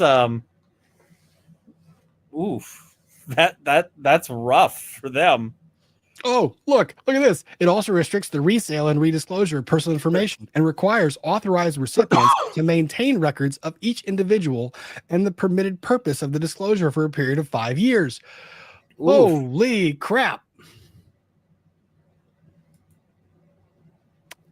That's a problem. You know that was some research associate that found that lost that statutory provision too. And he's like, and the partner's like, nice work. Yeah. Somebody's like, you are now promoted off of doc review. Yeah. Would you like a deposition of your own? Yeah. You can escape doc review now. Yeah. For the people who don't really know legal culture, doc review is for document review, and it is basically one of the shittiest lawyer jobs out there, because doc review means you are sitting in a basement somewhere with no windows, and they bring in like, you know, tons of documents, and you're just sitting there going through, like, doing your, the due diligence, just reading these documents to see if you can spot a problem with them over and over and over again. And it'll be things like, hey, we just got 30 bankers boxes of discovery from, this. So go through everything and see if there's anything interesting or missing. It's important, but a lot of it is also super boring, and yes. Yeah. And it's also typically not well paid. So there's lots of lawyers who are doing document review who would not like to be doing document review. So, yeah. Yep. This is a good question, Kaiba. Is it possible their purge policy was such that they hadn't deleted the data yet? Devil's advocate. It's a fair question. One, we haven't heard anything within any of these cases about any purge policy. The only thing we have is vague allusions to we will delete it, which is a red flag. Two, the data that we're talking about, they said if you signed up after February 2024, you're not in this. Now, I don't know if that's true or not, but they are saying it's old data, which if your purge policy is, hey, we're going to purge things, but we're not going to do it for 2.5 years of retention or 1.5 years of retention, that's a problem. Henhouse Bath Company. I'm a solopreneur, and my website's far more secure than this with a budget of tens of dollars. Yeah. It's, by the way, Henhouse Bath Company, awesome candles. If you are interested, please check that. I mean, if you want more secure than this, like literally, if you just write it down and stick it to your fridge, it's more secure, because at least your fridge is not accessible to the entire internet. This lawsuit is so much better than the other lawsuit. Sixth cause of action, violation of California's unfair competition law. So the UCL, where is it? Defense failure to implement and maintain direct and proximate cause. Where's the authority? Appropriate security as reflected in laws, blah, blah, blah. Lackluster security is also contrary to legislative declared public policy. That's less strong. Give me the authority. I want the authority. Misrepresentation would comply with common law and statutory duties. We saw that before. California Consumer Protection. We saw that before. Unlawful business practices. Probably in the negligent handling of data. Okay. Seventh. Violation of California Consumer Records Act. Okay. Violation of California Consumer Protection Act. Eighth. Ninth. Breach of third-party beneficiary contract. Ooh, that's starting to get to a stretch.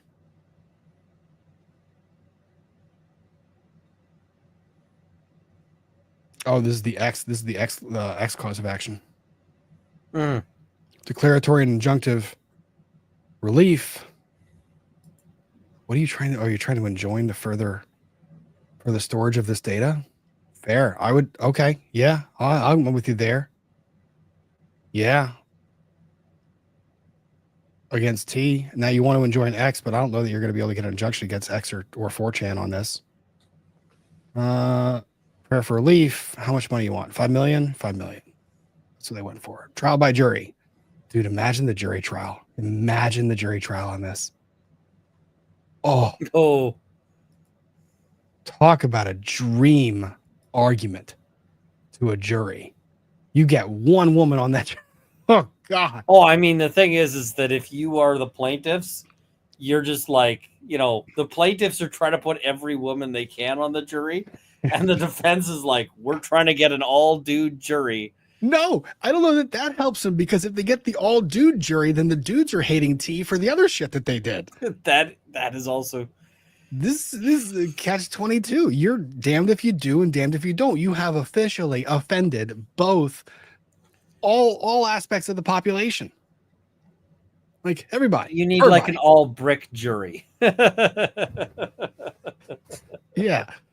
Oh. Yeah, because you're right. Like if they got like 12 incels on the jury, they're just gonna hate T for being T. So yeah, it Well, it's even worse if it's in the guys. If you have a guy on the jury, let's say like the guy is the juror, and the guy has no knowledge, none whatsoever, that he might have been discussed in any of these things. And then all of a sudden you see like one of these messages thrown up, and you're the juror, and you see one of these messages thrown up, and it has a very strange and yet similar like allegation, name of an X or something, and you're going, is that me? Is this what this fucking app does? And you just man, that's the other thing, is every juror they're going to have to cross-reference against the data leak. Wow. Because there's a possibility that like juror number like 612, you're like, yeah, so it turns out that a woman said you got a real tiny weenie, the teeniest weenie around, and we're not going to go into whether that's true, but we're either it's false and you're upset that people are lying about it, or it's true and you're upset that people are sharing. So we're just going to take you off the jury because wow. It's this, but Celine, how? I challenge you. Try thinking about a voir dire. Try thinking about how you would do a screening, because it's not somebody for doc review is going to be tasked with the job of going through the entire data leak and creating a complete list of names and a complete list of family members of those individuals too. Because think about it, because it's not just the list of names; it's people that know them, like or former or past partners or future. Like it is a whole world of people. Yep. Oh my God, this company is cooked. This company is dead. There's no, especially because it's a newer company, all that money they spent on marketing, they should have spent it on data security and lawyers. No. This is one of those situations where they should have spent, like, instead of spending the money on lawyers, they should have spent it on engineers. And yeah. Specifically the kind of engineers who do computer security. What a nightmare. All right, let me catch up on these, and then I do want to just talk one more thing, and it's really short. Random unbreaded commenter, second to fixing the names. Dever doesn't get me back. Oh God. I don't know what the names thing is. I think it's the names. People, YouTube now has your names in as the @ and if you created your YouTube account with a name, you can't put an alias now. So I think that's, wow, that sucks. Yeah, they're saying they're doing it as part of their security protocol so that there's no more. They're trying to eliminate trolls. Yeah, but yeah, KRAB 1791. Check with Peter Tragos on how to fix the names. I will try to get that fixed. PJ Wolf Weimers, thanks for becoming a member. MDL 8767. I post my address online, 1060 West Addison. Side note, I was confused when you posted this and I looked it up. It's Wrigley Field. I get it. Now I get the joke. I use the White House a lot. Yeah. 1600 And Stadium. Yeah, pretty good. The one really funny thing was so when I was younger, like way younger, guy online like was threatening to kill me. And he's like, I'm going to come to your house. I'm going to kill you. I'm going to whatever. And I'm like, all right, let's do this then. And he's like, so what's your address? And so I gave him the White House address. And then like 2 days later, he raged out because he was like, I drove for 8 hours. That's not your house.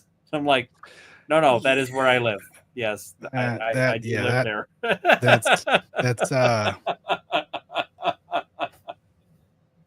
and I'm just why don't like, you go try knocking the door. Try knocking the door. There, yeah. Go see how that works out for you. So I mean, and somebody says, I gotta know why you wanted to unalive you. Because I was mouthy.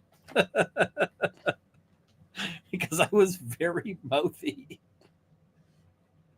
There's a lot of people that don't like this. This was lawyers. Also in the era before like the internet as it exists now. So like a lot of stuff was done on dial-up. A lot of stuff was done on used groups. A lot of stuff was done on all of these things. And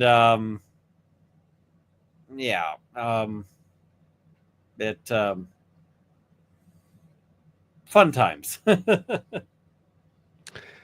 Indeed, my friend. Indeed. So this entire T thing is going to be probably one of the craziest things that we're going to see. And it's the company is going to go bankrupt and fold before this thing ever gets to any particular trial.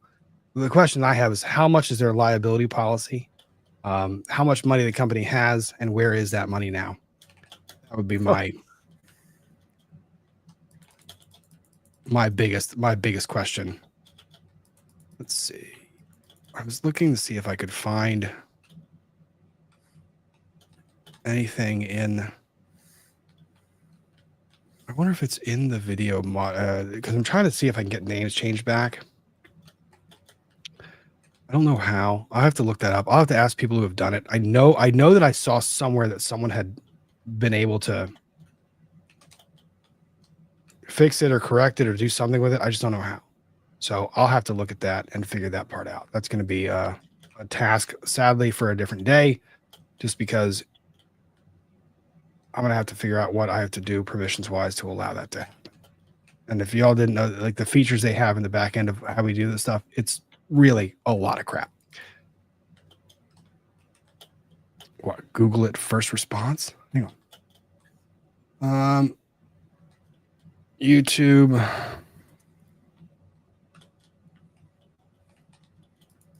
In YouTube live chat. No, that's the change the visibility using a live, blah, blah, blah. Navigate the rec, go to YouTube Studio, side of YouTube, blah, blah, blah. Customization.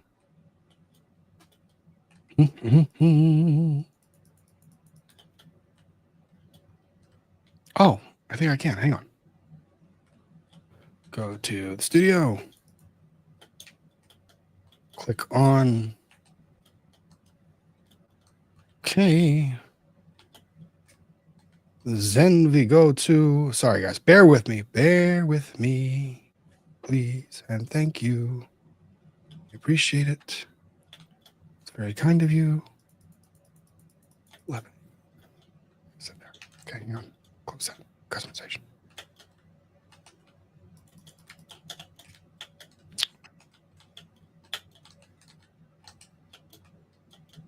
Panel.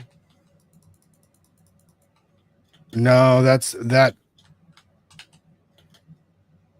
doesn't help me modify how the chat functions.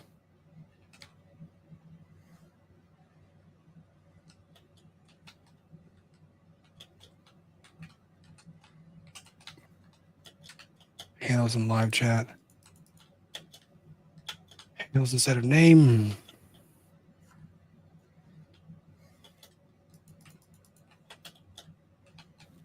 Yo, I'm gonna have to do this a different time. We're in the middle of this.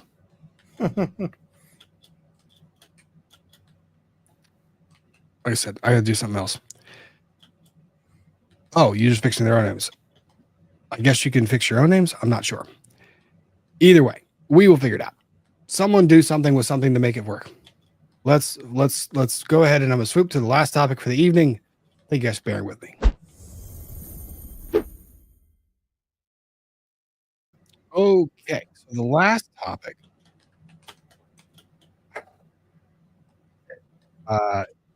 is rather, I don't know if it's funny or terrible or some combination of the two. Generally speaking, that happens to be all the topics we discuss on this show. Funny, terrible, or some combination of the two.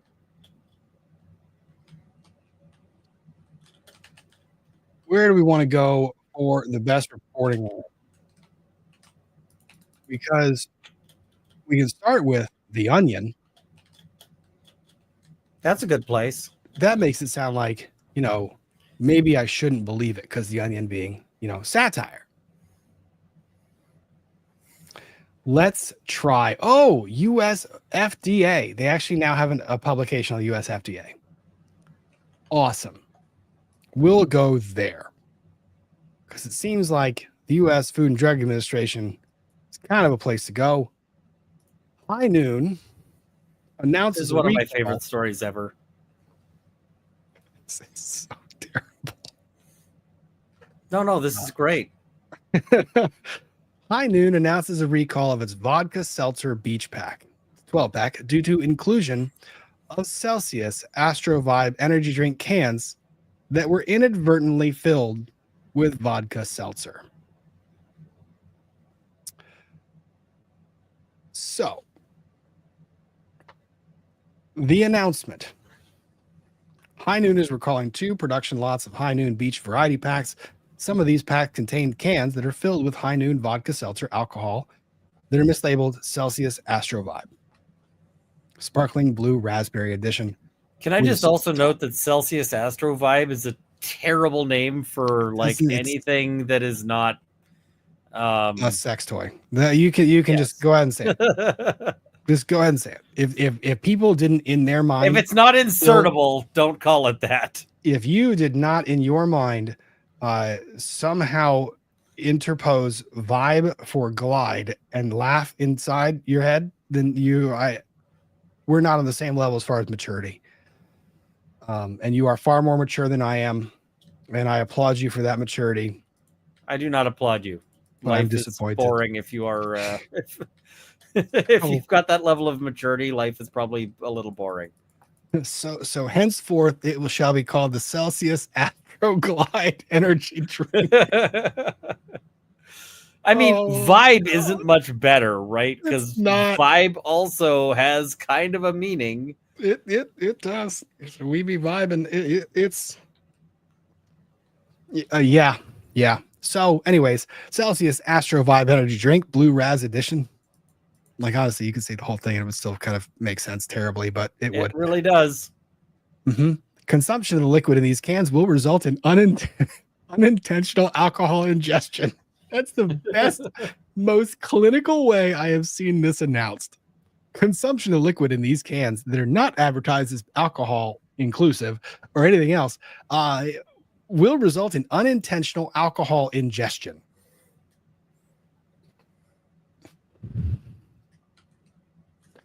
So honestly, it looks like I don't know how big the lots are, but it says that the error is confined to 2 lots. It's exclusively for the affected area. Lot codes listed above. Shipped to distributors. Oh shit! Never mind. It was shipped to distributors in Florida, Michigan, New York, Ohio, Oklahoma, South Carolina, Virginia, and Wisconsin. Oh God, that's a lot of states. I buy all of my booze in Florida, Michigan, New York, Ohio, Oklahoma, South Carolina, Virginia, and Wisconsin. Yes. You mean there's a chance I can go into a store, and get a Celsius that's alcoholic. Mhm. This I'm going to start ripping apart these 12 packs in like 2 seconds. I'm just going to start buying these 12 packs. I have to find one of these.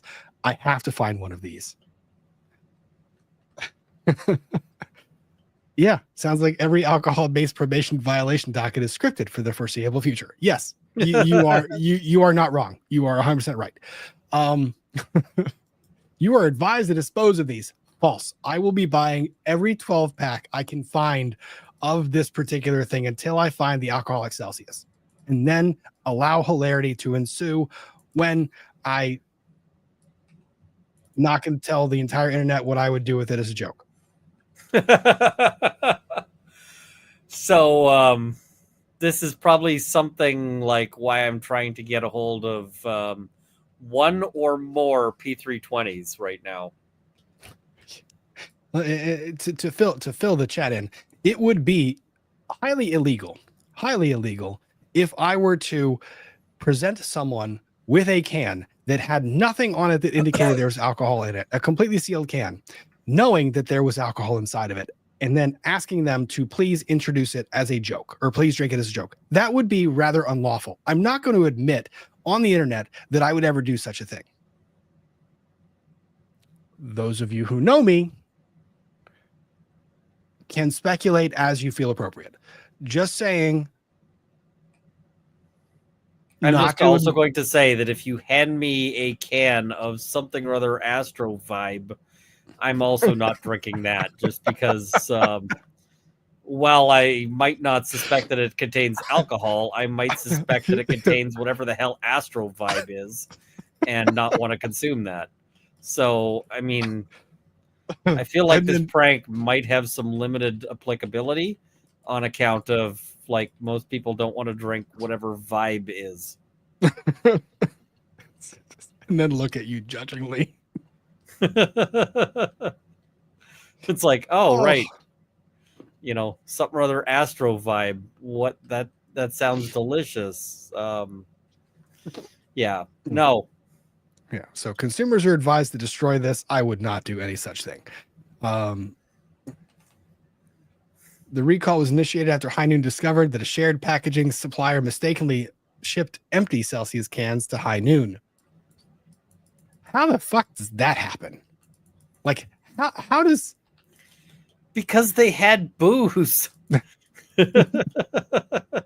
They were like, nah, these cans, why are these cans empty? Because we may have drank the High Noon that was supposed to go in them. I don't know. I'm confused.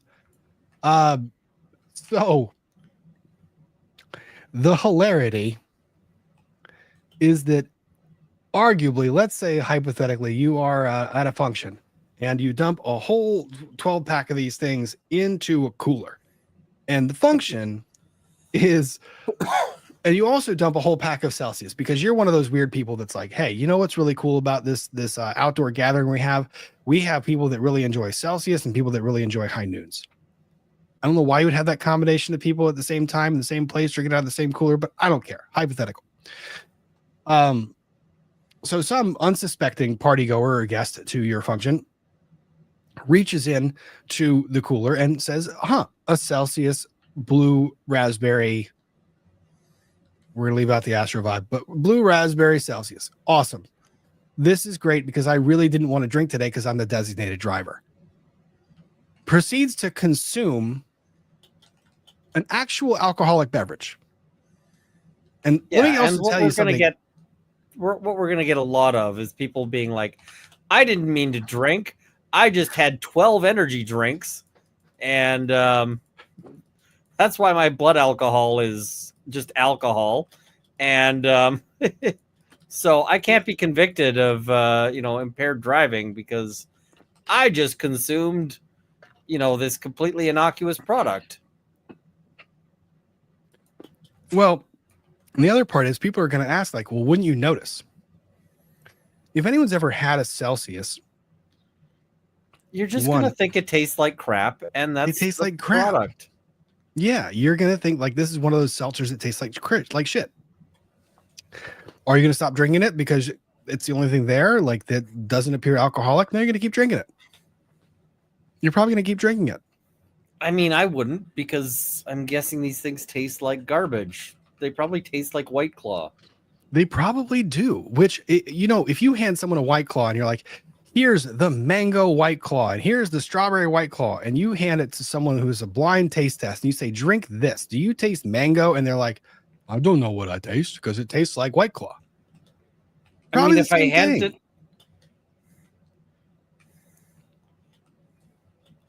if it's a blind taste test and I hand it to them, they're probably going to be like, listen, I'm already blind. Why are you handing me this garbage? Life is hard enough. Yeah. And then this is a really good point. Oh, come on. Eventually you'd feel loopy. You probably would eventually. How many drinks in? And then are you possibly getting behind the wheel of a vehicle at any point in time after consumption of one or two of those and capable of blowing above a 0.08? Because that's a problem. Imagine that argument. I mean, this is a, and then imagine it's a major problem. It's a huge problem. And then imagine that you're at this function and there's also going to be liability issues, because let's say somebody has like 12 drinks and then decides to wrap their car around a pole, and they're like, hey, I didn't mean to be drinking. I just, I inadvertently got sauced because I was really a huge fan of energy drinks. Well, then guess who's getting sued? And they might actually have a case. I'll give you one better. Let's say that function that you have a lot of people gathering at, let's call it hypothetically a high school graduation party, where you have a cooler that has beverages in it. Baby's first energy drink. And the reason I said the high school graduation party is because I didn't want to go something crazy like, why is my 11-year-old look, if one of the minis is sitting there, if I walk upstairs and one of the minis is sitting there drinking a Celsius, I'm going to be having words with those children. The 4-year-old or like, infant with a bottle full of energy drink. I don't know what's worse, if it was alcohol included or the caffeine included. I mean, if I walk upstairs, the alcohol is objectively worse in that circumstance, but I understand that. But the other one's still funny. If I walk upstairs or if I walk downstairs in the morning and Mini Mischief 2, who's a 6-year-old, is sitting there drinking a Celsius, I look over and I see that he's already consumed another Celsius. And I am one, taking that can out of his hand immediately, and 2, I am finding rope to lash him down to a chair to prevent him from running in insane amounts of speed all over the house and causing massive destruction. I'm giving that kid caffeine is the worst possible. In no world is that going to result in anything positive. So hypothetically, if you're at a graduation party and there's a cooler that has in it Celsius and high noons, and you throw all of them in that big cooler, or somehow they get intermixed. Now you have minors who are picking up what they presume to be a Celsius, and they're drinking underage. You didn't know that, but you know who did know that? The company that should have caught it when it was going out the door.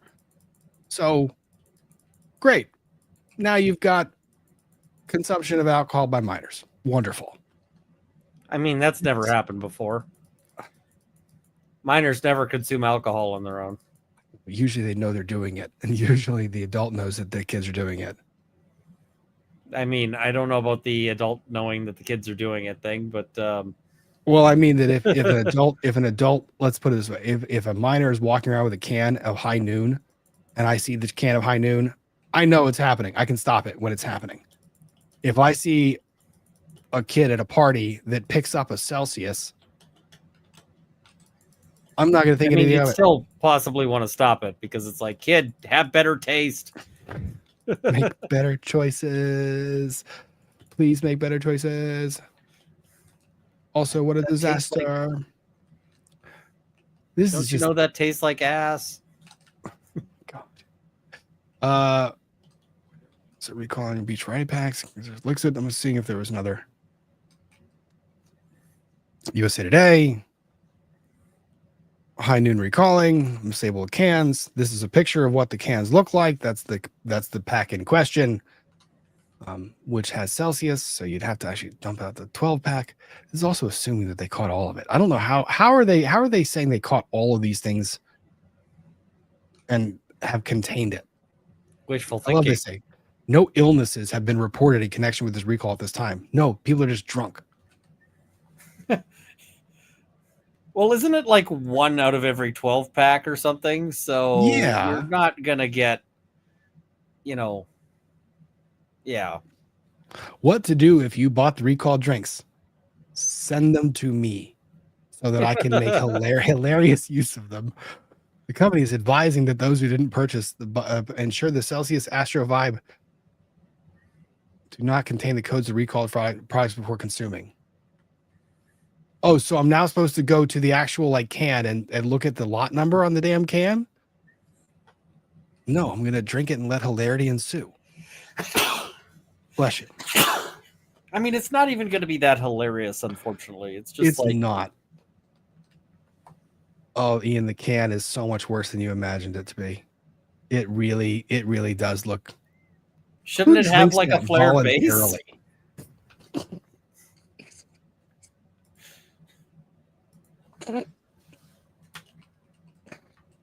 Oh my god, I can't. Just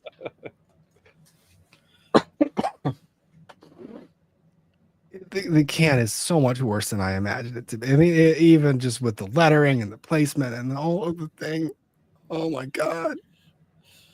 Oh, it's horrible. It's horrible. I mean, that thing is just begging for an ER visit.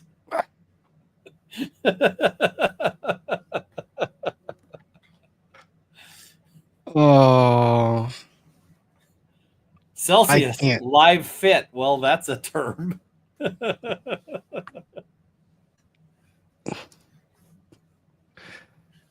This might be one of the most hilarious recalls I think I've seen. Something without alcohol, labeled as without alcohol, having alcohol. Now, nowhere is telling me exactly how many cans this applies to. They're all saying lot codes or all this other stuff. They're not saying how many of these cans made it out the factory. So I think the answer is enough. I'm just saying there's a chance. Like that's one figure that I have seen notably missing from any of this. I mean, the thing they're most upset with here is that some people might get booze without paying for booze. Yeah. I'm looking back at the actual FDA disclosure. None of this says how many cans this went to. No one is saying that, which to your point is indicating to me that it's enough. This is fucking terrible. Oh, this is a field day. How many lawsuits do you think you're going to see within the next month on this issue? There's at least one. There's going to be at least one. There's going to be at least one product liability lawyer who's going to find the one jackass. Not me. And it's going to be something absolutely idiotic. It's going to be so great. I was giving baby Marvin his, it's going to be so great. His daily bottle full of energy drink to help wake him up. And no, it's going to be that, or it's going to be like a school bus driver who's going to say he was fired because he did this. It's going to be something so ridiculous where it's like, it's going to be like a teacher who's like, and then I was caught drinking out of my hip flask, which was of course full of energy drink in order to keep me awake during difficult classes. And oh no, there was booze in it, which I'm totally pretending is your booze. It's going to be something ridiculous. And to my utter shock and dismay, I could not taste the alcohol because of the fact that the Celsius tastes like Astro I Vibe lost as my it was. taste buds in the war. I lost my taste buds in the war. Which one? All of them. All of them. I'm a disabled veteran who lost his taste buds in the war. Which ones? Which taste buds? Which wars? All, everything, all the above. How did that happen? Because I couldn't taste what I was consuming, I gave it to my infant child in front of me without any knowledge that what I was giving them was alcohol included. Oh, God. The lawsuits are going to be there, and honestly, the lawyer on the other side for High Noon is looking at the other lawyer and be like, come on, can we just cut the bullshit for a second? Like, I understand this is a problem, but seriously. And that's the point where they just look over and say, nuisance settlement 5,000 F off fee. Like, yeah. Just like, are you really this much of an asshole? But these product liability and the food litigators are my favorite. The ones that are like, I'm suing Texas Pete because it's not manufactured in Texas. You are such an asshole. People think that divorce lawyers or criminal defense lawyers are assholes. No, I'm sorry. Suing a company for something like this is ridiculous. But I can also see the right set of facts where a lawsuit might yield a pretty handsome judgment. Yeah. See, what about nurses who drink them? Yeah. Like I'm saying, the thing is if it's one per case, then you're going to have one. But it's not, Ian. The way those cases are designed. And I'll show you the 12-pack case. The way those cases are designed is it looks like within a 6-pack, right? You've got 2 of each one.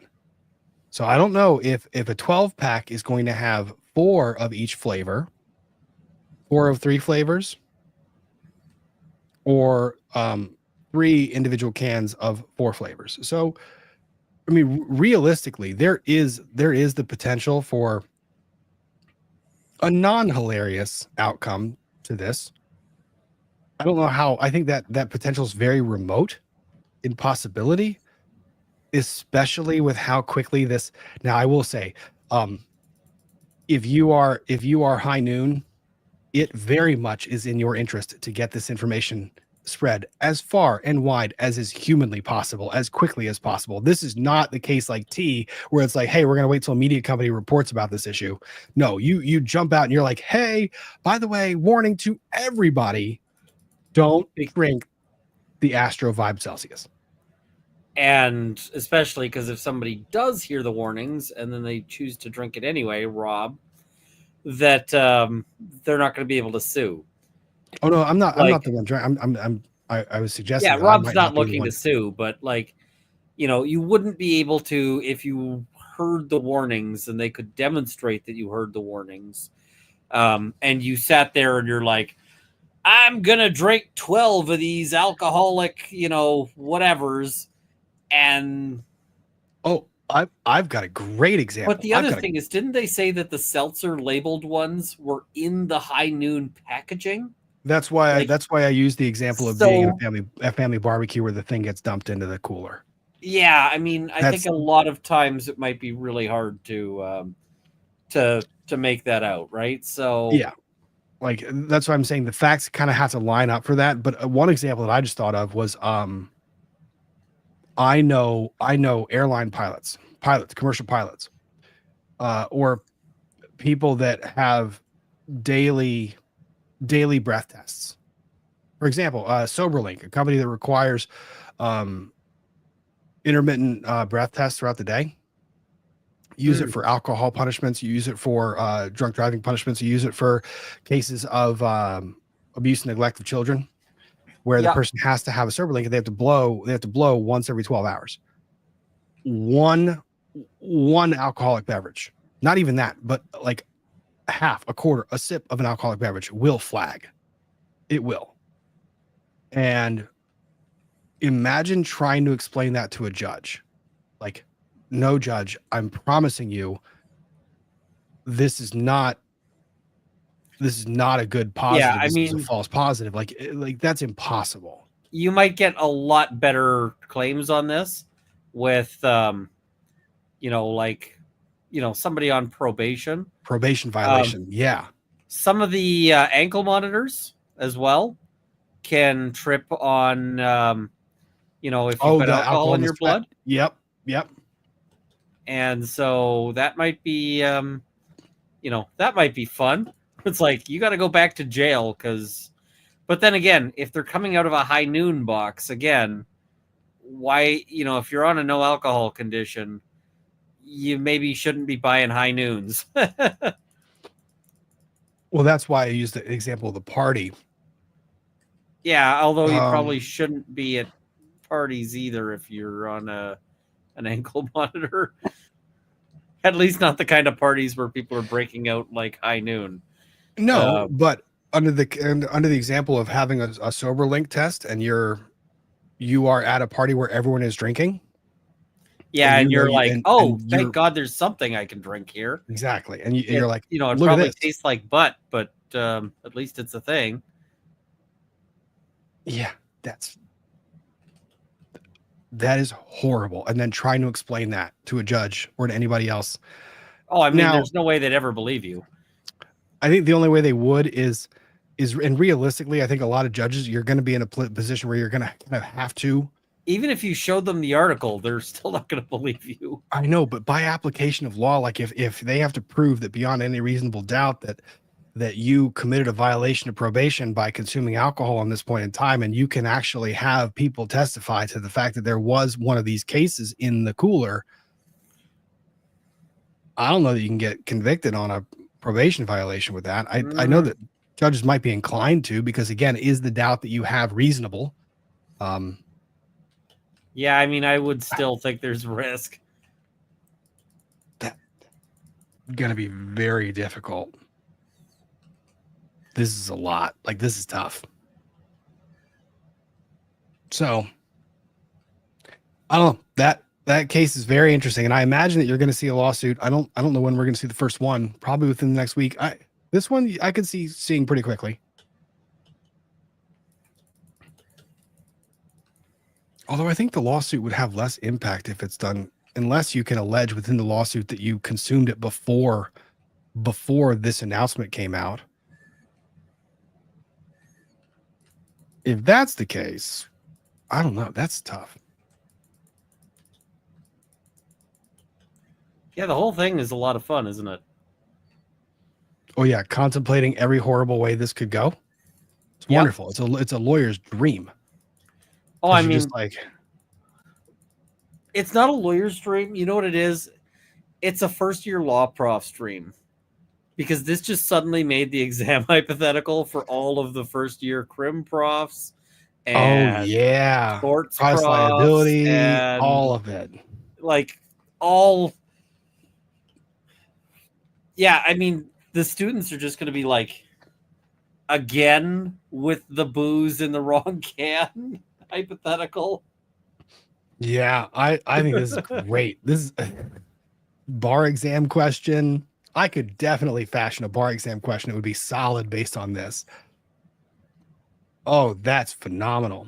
I mean, imagine doing a bar exam criminal procedure question where the cop pulls somebody over and they see a can that looks like it's a alcoholic beverage, but then the can's facing it, it shows Celsius, but then they continue searching on that allegation as being their not in their probable cause affidavit, but their reasonable suspicion to continue the search. See, that would be fun. That's what I mean. Like this is the intellectual inquiry is the fun part. Less fun is the actual consequences if it actually occurs. But that's what we had. I think that was all of the topics. I know that there were reports out there of the former CEO Astronomer contemplating a lawsuit against Coldplay Yeah, he's not going to do that. I've actually gone a little bit further, and looks like that no one has actually sourced those allegations. I think people were contemplating in the discussions when it first came up whether there would be the possibility of filing, and someone ran with it and basically connected two things together and said he's contemplating suing. I don't Yeah, think there's ever. That's not a thing. No. I mean, it is possible because that he was contemplating, because the CEO, we do know he makes bad decisions, but Yeah. there is no prospect that that lawsuit would go anywhere, because it's like, oh, right, you know, like let's envision that he's actually planning on suing. His lawsuit would be, I made a bad decision in a public place. Yeah. In view of the public. Yeah. And oh my God, somehow people found out. Yeah. I mean, he would have known the Jumbotron was there as well, right? And that's the other part. Like, I have been to sporting events or have seen sporting events where the Jumbotron is a thing. Yeah. And that the individual operating the camera isn't always focused on the band exclusively on the stage, that they're oftentimes taking images of people in the crowd.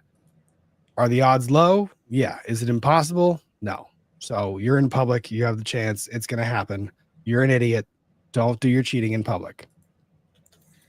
Although my favorite of the Jumbotron things has got to be the guy who, when caught on Kiss Cam, had a ready-made sign that said, "She's my sister." I'm like, sir, you exactly knew what this was about, and good on you. Yep. He's like, it's my sister. Yeah. That was probably one of them. It's like, this is not happening. So, yeah. So my cat's name is Karen. Coldplay's Kiss Cam moment sparks lawsuit. Rumor, experts say Astronomer CEO's case would be dead on arrival. That's where I'm seeing all of this came to fruition, was people contemplating, what if he did sue? Right. So someone in one of these panels makes the comment of, well, what if he sued? And then it's just a discussion that goes down the tank. And then someone reports on that reporting and said he's contemplating suing. It's just bad reporting.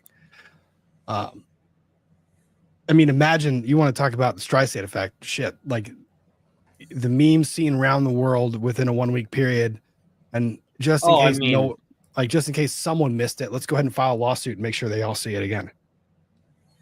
And plus, it would just be everyone mocking his ass. Like, oh, that's solid, Steve.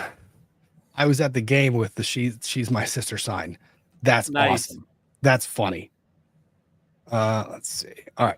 Catch up on these, and then we will wrap for the evening. Carolyn English 8443. I'm in South Carolina. Want to grab me some, Rob? I'm going to try to purchase the high noons. I'm going to try and find this damn thing. And if I find one, it's like I'm going to be like Charlie and the Chocolate Factory. I got a golden ticket. I got a golden ticket. And then you're going to try it, and you're going to be like, this tastes. Well, this is just awful. Like, instead of the golden ticket that makes Grandpa Joe get out of the bed and jump around and dance, this golden ticket makes you stumble and fall.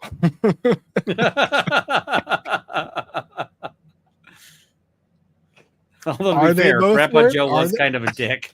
That's true. Are they both worth money? I don't know. One more readily capable of obtaining the money than the other. The other one, you got to sue to get it. The golden ticket, you just got to go to the Chocolate Factory. Hawk Banana No. 1, drink several swapped Celsius. 2, follow Google Maps. 3, drive off invisible bridge. Who do you sue first? Ooh. All? I mean, they would all implead each other. That's quite the hypothetical. Honestly, that's your law school hypothetical right there. Yeah, That's it right there.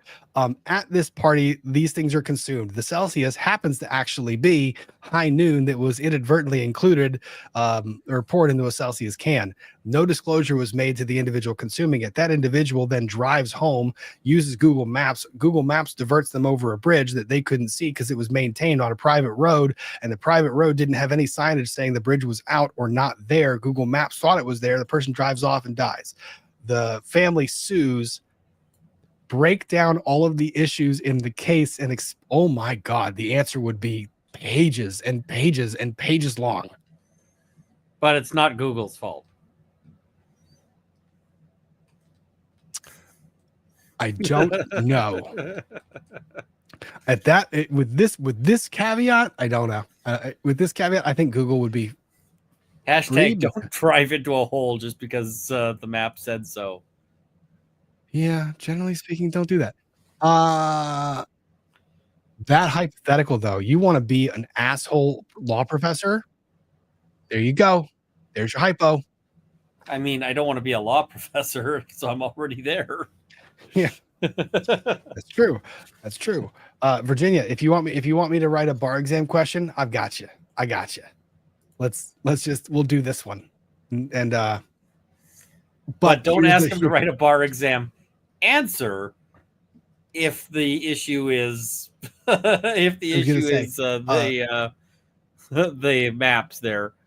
One of the conditions that I would have in writing that question is that I get to read the answers, and I get to use the answers on a live stream for my own hilarity. You can block out the names of whoever wrote it, but I get to use the answers, and we get to go through the more important ones or the funnier ones. Only if I'm also given access to the answers, such that Rob can't just claim they all agree with him. False. No, that's not part of the deal. How's that gonna happen? Yeah. Because otherwise you'll just be like, well, everybody says that that Google is at fault, and I'll be like, that is not true. Oh, Michael deleted while in a self-driving car. You made it better. I didn't think it could get better, but you made it better.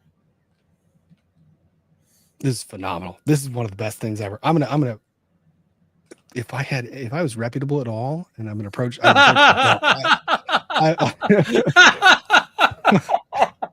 is the best intro to a sentence. If I was reputable at all, I was reputable at all.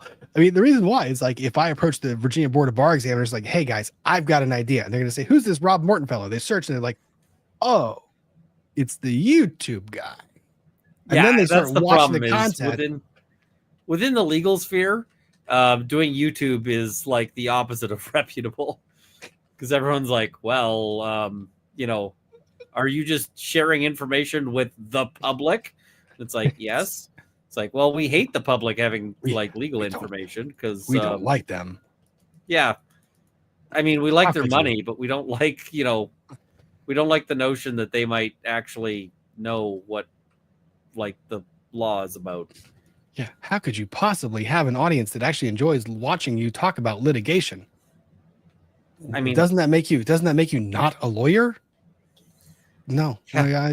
You mean I go from being in court all day to talking about court because I like court? Sounds kind of cool, actually. Pretty neat.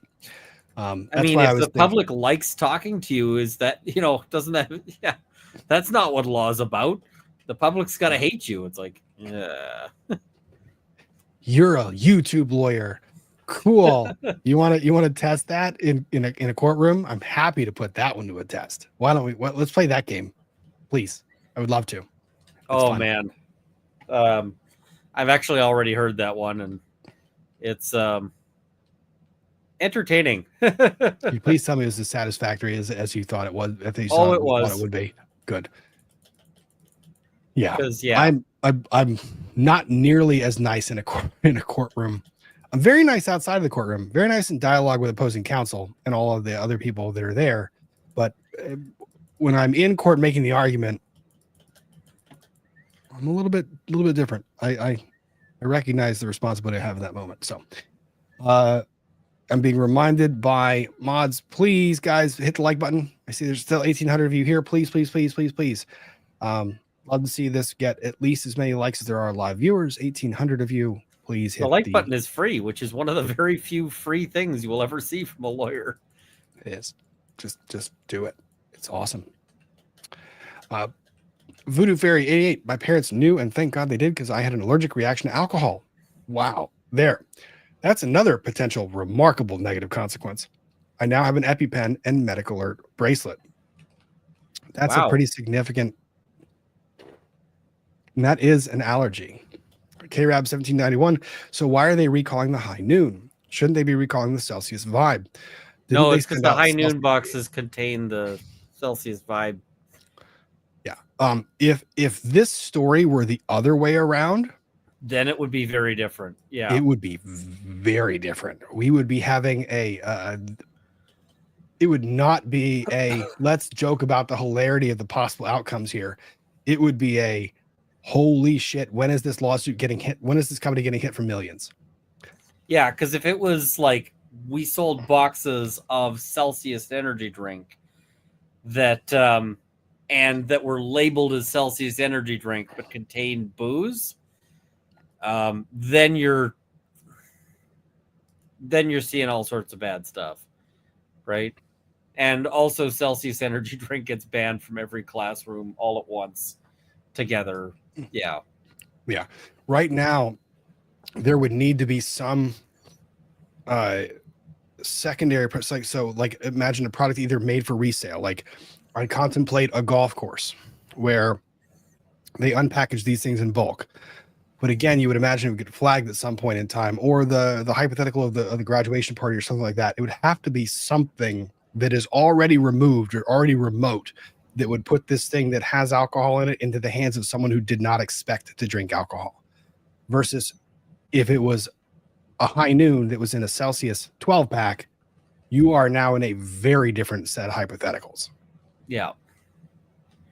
With some potentially remarkably serious adverse like that is a product liability lawyers. That's their retirement right there. That one lawsuit, that's their retirement. Oh, that's like somebody's buying a boat. Like just, yeah. You know.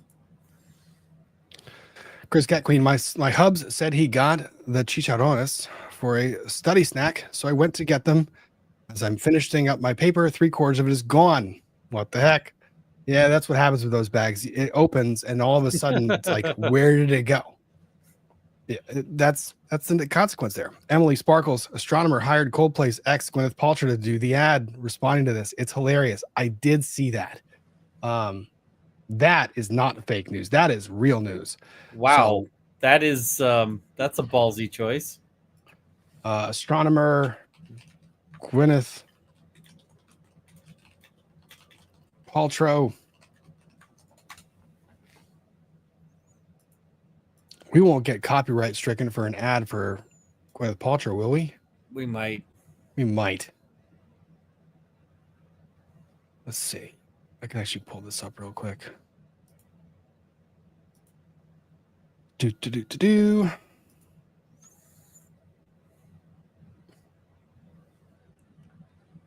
don't like referring to The Guardian as a reputable source, but I know this has been sourced by several people.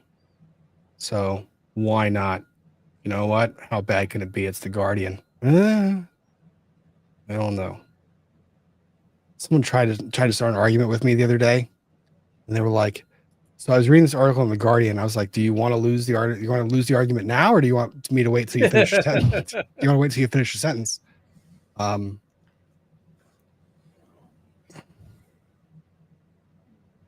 Let's see. EDV played it. We can see. We might be able to do commentary. We've been talking about it. I might see. Let's see the article first.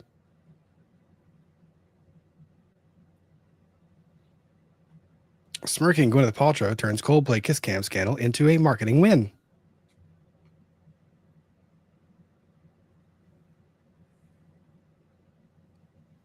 She's an actor, a businesswoman, a guru, and an influencer. But at heart, let's be honest.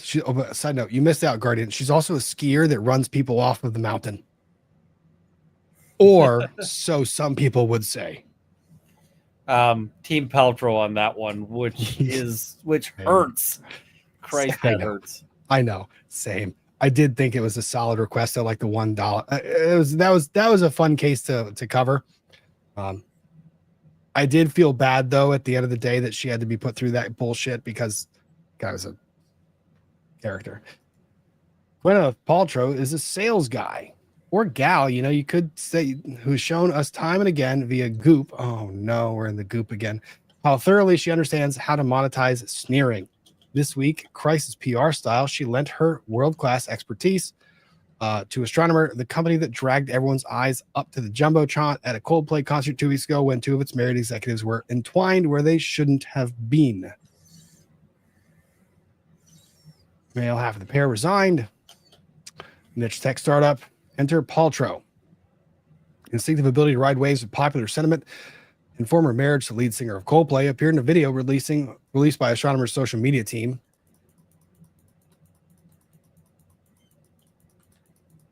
Let me see. No, I'm gonna do it. Gwyneth. You know what? I think this is fair use. I mean, the YouTube thing doesn't know, but yeah, I know that. But it is the last thing we're got talking music. about. So if we get taken down, then great. That's the That's end of the true. show. Good night, everybody. That's true, and it's also it's not just that, but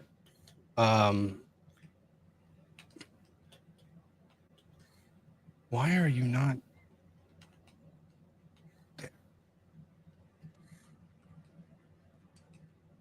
Astronomer. There's music. Let's see. You know what? Fine. Fuck it. Hi, I'm Gwyneth Paltrow. I've been hired on a very temporary basis to speak on behalf of the 300 plus. Astronomer, I take everything back I said about your social media team.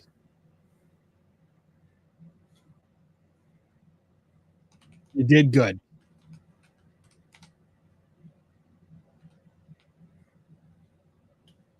Why is this displaying funny? Oh, no. That's very Employees at Astronomer. Astronomer has gotten a lot of questions over the last few days, and they wanted me to answer the most common ones. Yes. The typewritten sentence was what the actual app. And then she started, yes. Astronomer is the best place to run Apache Airflow, unifying the experience of running data, ML, and AI pipelines at scale. We've been thrilled so many people have a newfound interest in data workflow automation. Okay, that is solid. Yes. And I don't just like it. Room available at our How's your social media team holding up? Yes, there's still room in our Beyond Analytics event in September. We will now be returning to what we do best, delivering game-changing results for our customers. Thank you for your interest in Astronomer. All right, that might be those are solid. That is such a good way to go, Astronomer. When I was doubting, where is your social media team? Where's your PR team? Where is your company? Oh, they showed up. It took them a little bit long, but you probably know it was Gwyneth Paltrow being like, so guys, I have an idea. Yeah. Oh, what a terrible. Yes, she dated the lead singer of Coldplay. They have a child together, right? One or two. Forget. Yeah. I don't keep track of what she does with her. Yeah. It was really good. That was really good. That was funny. All right. So thank you, Emily Sparkles, for bringing that to my attention. I had seen it. I just didn't even. Oh, yes, they were married. They were ex-wife. Married for years. Yes. Thank you, chat, for filling me in on that. I did remember some of those details, but not all, because I'm not the whole following the social media stuff. So thank you for sticking with us 4 hours in. We've covered all the topics we were going to cover. Ian, next for you. If you have recovered and are no longer flu-ridden. Monday, I don't know entirely. There is a case where there have been a few cases of AI hilarity that I will probably cover. There's a case of a Toronto police officer. That one's fun. Wait, can we pause for a second? When you say AI hilarity, what exactly do you mean? I mean that people keep using AI to try to lawyer, and it never works out for them. Like, I don't know why everyone's like, oh, look at all the people who, look at all the people where this has been a giant disaster. And, but surely for me, it'll be okay. Yeah, it's just, it's fun. So, yeah. Also, for those of you who are still here, who were here at the beginning of the stream, or were not here at the beginning of the stream, Ian did a video you have to check out on the 6 Hour P320 issue. Please check it out. It's a short watch. It's like 30 minutes. Go watch it. Give it the view. Definitely worth the additional information because it gives you context to a case that we're both very interested in, that you absolutely should be keeping an eye on. Yeah, and I mean, it's funny because I actually got onto that one because somebody was like, so, SIG just won this lawsuit. SIG got a big win, so I guess the P320 is fine. And I was like, oh, well, good for SIG. And then I looked at the jury verdict or the jury verdict slip, and I went, oh, I mean, it's a win, but that is the losingest win that SIG could ever have gotten. And it's a problem. It's a problem. It's a win that should have forecast to the entire company, like, maybe we shouldn't do this. Yeah, it's one of those wins that makes you go, oh shit, we have. And it's resulted in me trying to get a hold of a P320, and if I can get a hold of a P320 or multiple P320s, I will make the funniest video with that. So yeah, that I guess stay tuned for that. Mrs. Squirrel, Java, my entire day's plans, replay crew for you guys. Love the replay crew. Thank you guys for being here. If you are here, please leave a comment on the case you want us to cover. Leave something by way of a hello in the comment section or a like, and please consider subscribing. It does help a great deal in keeping all of these things going forward. I did want to, I'm going to put it in the actual description of the video, but a friend, someone I know, asked that I circulate a Give, Send, Go for the loss of a loved one in a family, and I'm not able to pull it up right now because I actually lost the track down the link, and it's 4 hours in. I'm exhausted, but I will put the link in the description for you to check out both the obituary of the individual, and if you wish to donate, it would be appreciated if you have that capability.